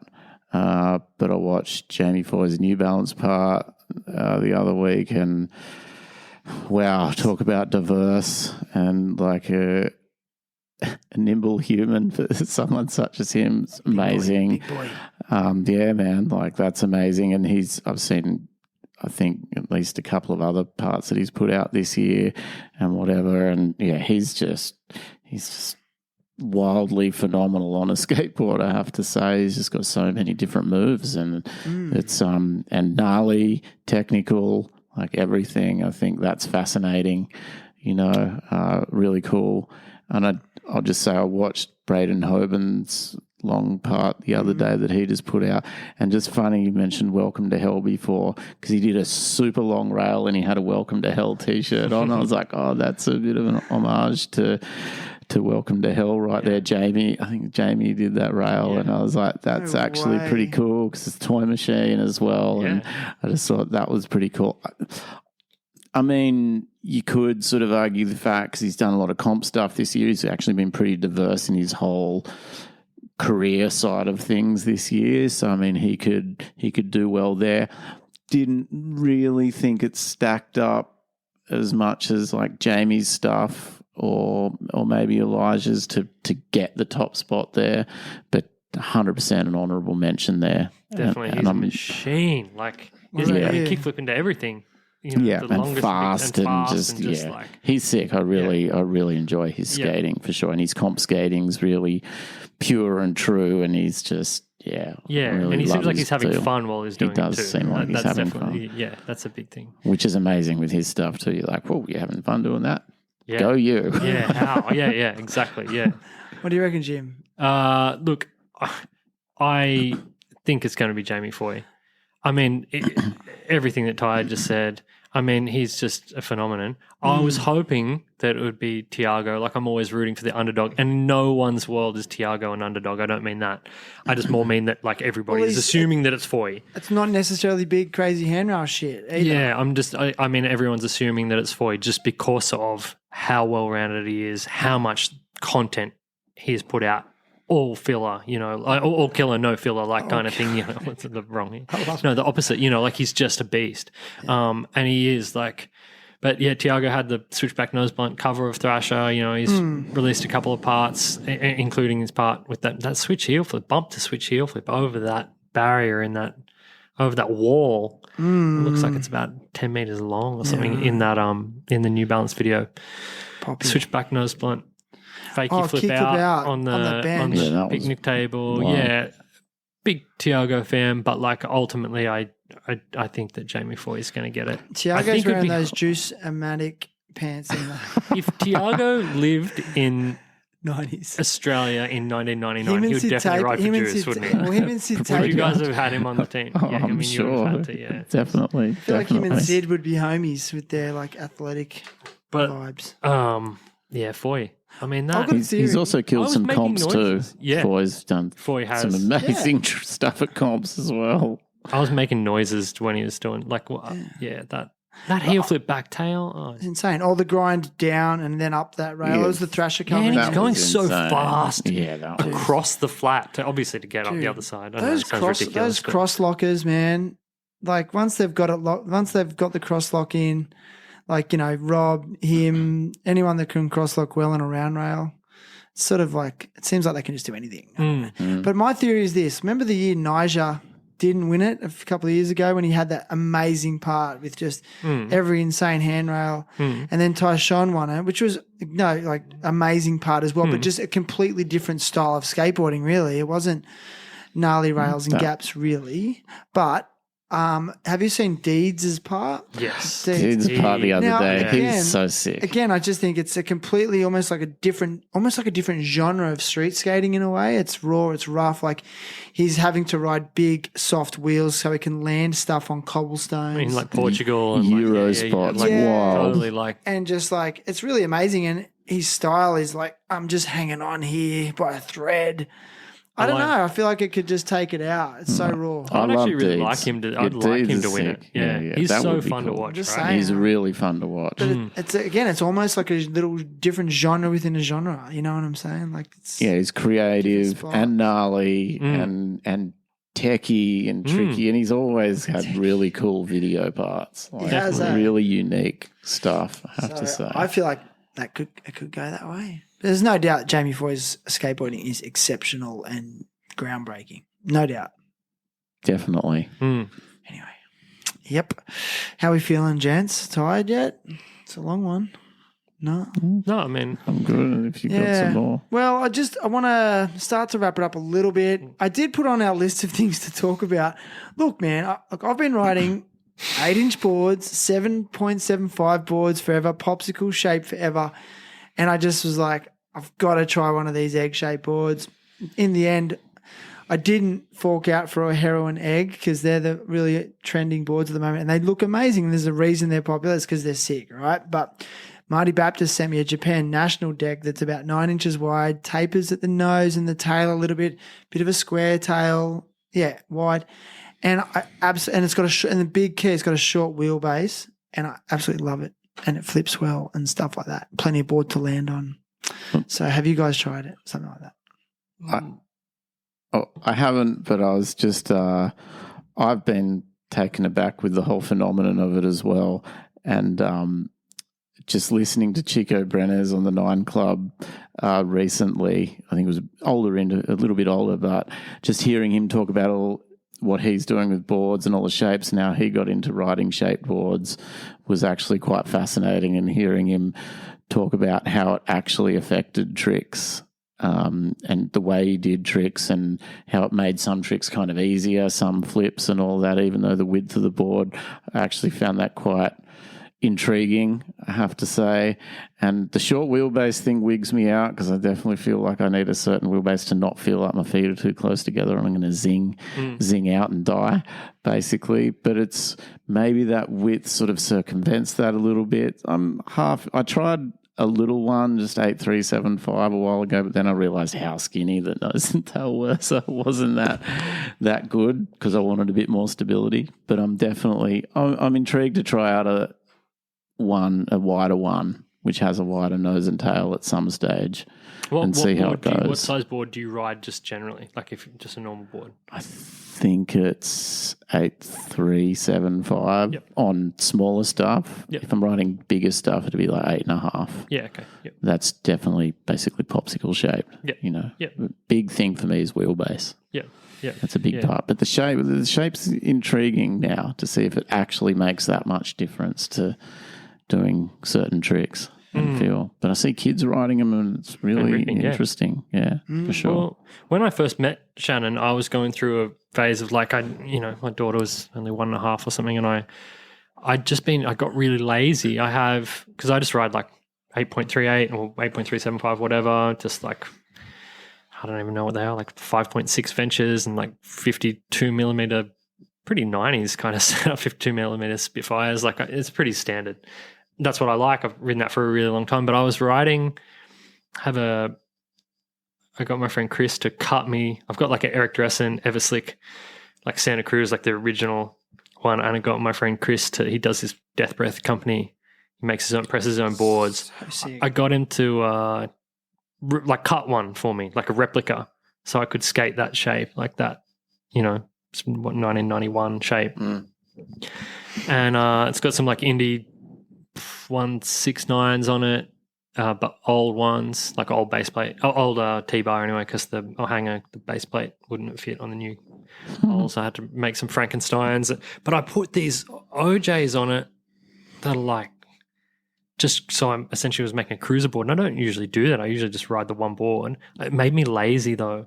It was so fun to ride because I put big soft wheels on it that I wasn't doing any tricks for ages. When I first met Shannon, I was just riding this thing around. Like we were at a car park. Like I'd met him, but the first time I went skating with him, we went to this car park with Marley Ray. And I was just pumping around in this thing. And I actually had to one day go to the skate shop and go and get a just normal board and put your ventures and your Spitfires back on it, because I would just go skating And the idea, especially Newcastle's pretty crusty, the idea of just like being able to pump around and like ollie up a gutter and like cruise around and slash around in this thing with soft, like they're just big OJs on like this old, It's fun. you know, it was so fun, and not having to try, it made me really lazy really quickly. Sure. And it was really responsive too, like the board, kind of like you were saying, I don't know, but the wheelbase is bigger. Yeah. But I had to make that's my only experiment recently with shaped boards. I usually have a single kick like setup that like I might deliberately like even put like an old outfit on to go and like skate up to the shops or something. Like You know- put like a different, like dress from the wrong era and go for, I know it sounds insane, but like, But do you know Ben Watts? Ben is a skater from Campbelltown. He was on the podcast a few years ago. Awesome skater, works at Fast Times. I think he skates for Cons Shoes in Australia. But anyway, he said that years ago to me. He's like, I get these different shaped boards and you look down under your feet and it just looks fun and it makes me feel like I'm having more fun than yeah, that's true. popsicle. It's like it creates a fun vibe just because it's a bit different. Yeah. And like, what's this tail shape going to be better for? Oh, wait up, that works better for trays and that works better for... Well, you just experiment. You don't even do that. Like you can go skate. I've got this. I actually just put cockroach grip on it. But I've got like it's a Burford blank that was someone had recut, like had cut like a Roscop. What's the one with the full face? Roscop 3 or whatever shape on. Old hole drilling. So I've got like old indies on it, like original indies on it. And I've got some T-bones on it, like new old stock T-bones on it. Must be heavy. It's so heavy, man. I haven't even got plastics on it, aside from risers. And I've got cockroach risers on it, but old ones. And it is fun just to go and look like you just don't skate it the same though. Like that's different to the cruiser thing when I said I got lazy. You just got like if you take that out, like you're deliberately skating like the era. That's what I mean about like I might have, you know, like a pal shirt on or something that I wouldn't wear when I was going skating normally because you're kind of dressing and you're going out and if I'll go to the TAFE near my house and just do like boneless details on like Just feeling a vibe. little bank or you're not deliberate. It's not the same though. It's not when it looks good under my feet. Well, you doing a 360 flip on it would just feel weird anyway. I agree. You know. Hey, can I play that Tim Levinson quote that he said about art? As a bit of an ender because I just like it. He says some other stuff. You ready? So here we go. Earth Boy. That's like, fuck, man. Art is part of social change. Art is part of how we have a public conversation about everything. You know, politicians and media are the ones who generally drive the meaning that happens in our society. This is what we're going to legislate on. This is the thing that's going to keep the country going. And here's the way that we're going to perceive all these things. Well, who else gets to have a say apart from like, you know, people chiming in on social media? Art is a central part of the way that the whole fucking society moves. The cogs in the wheel. Just like that. Maybe It's something to fantastic. think Great about. quote. End on. Is skateboarding art to you, gentlemen? Yes, of course. All art, Definitely. Every part of it. except when it's a sport. No, it's sport and art. But that's it. There's no defined part of it really. But I just think what we're doing on these wooden toys or useless wooden toys like the old skate movie is exactly that. It's the cogs in the wheel. It's a catalyst for conversations and mind expansion. And when we're learning tricks, talking about tricks, or just talking shit at the skate spot. And being exposed to like new people too, because that's one of the biggest things is, you know, like I was exposed to like so many different people through skateboarding. I mean, we all were, not me. This is my personal experience. I know that we were just like, it opened my world up. The first time as an 11-year-old kid going into town and hanging out with all these from all different socioeconomic backgrounds, all different cultural backgrounds, that just like, it broadened my horizons so much so that I even started noticing. I can remember going back to school and like noticing it about like the kids that just played like, well, didn't do anything, you know, the kids that weren't exposed to like older kids from like all this plethora of backgrounds. I don't know. Yeah. Well, it's open-mindedness and adaptation as well, which is kind of what art is as well. There's so many forms of adaptation in it. Social, different people, different mindsets, different vibes, tricks, styles, all of that, as well as the actual skating itself. And that's what I love. And I'm sure I've said this before on the podcast. That's what keeps me engaged in skating is how far it's come, even though there's still this relatively encompassed band of tricks that are done. Like you're not spinning 20,000 degrees. You're not doing, 7 flip 360 flips or whatever. There's this limited band, but the different things that all these tricks are done on in all the street. That's what's amazing with street skating, particularly all the Euro stuff, all the architecture, just all that adaptation is just fascinating. It just keeps it going. And that, to me, is art. Oh, look at it this way instead of it just being whatever it is as a structure. Inanimate object. Inanimate object, exactly. Constant adaptability and reinterpretation too. Reinterpretation. Great way of putting it. Yeah, reinterpretation, and also there's like a spontaneity about that, like with street skating as well, and park skating too. And now, particularly the modern parks with all these crazy obstacles and features, which have been adapted from street and adapted. Like I said this to someone recently, like the old late 70s, early 80s parks. I think a lot of them, or some of them, were way ahead of their time. They could see the potential, but the gear wasn't up to it. Ultimately, the skills weren't up to it. And now they're just hyper versions of that now with lots more going on, and it's being used to the nth degree, basically. Yeah. Sick, dude. Yeah, it's true. What do you reckon? Leave it there? Yeah, I think that's good. It is good. Great stuff. Happy New Year, everyone, and thank you, Ty, and thank you, Jim. Wrap up. Absolute pleasure. Gentlemen, stay safe out there. Happy New Year, everyone.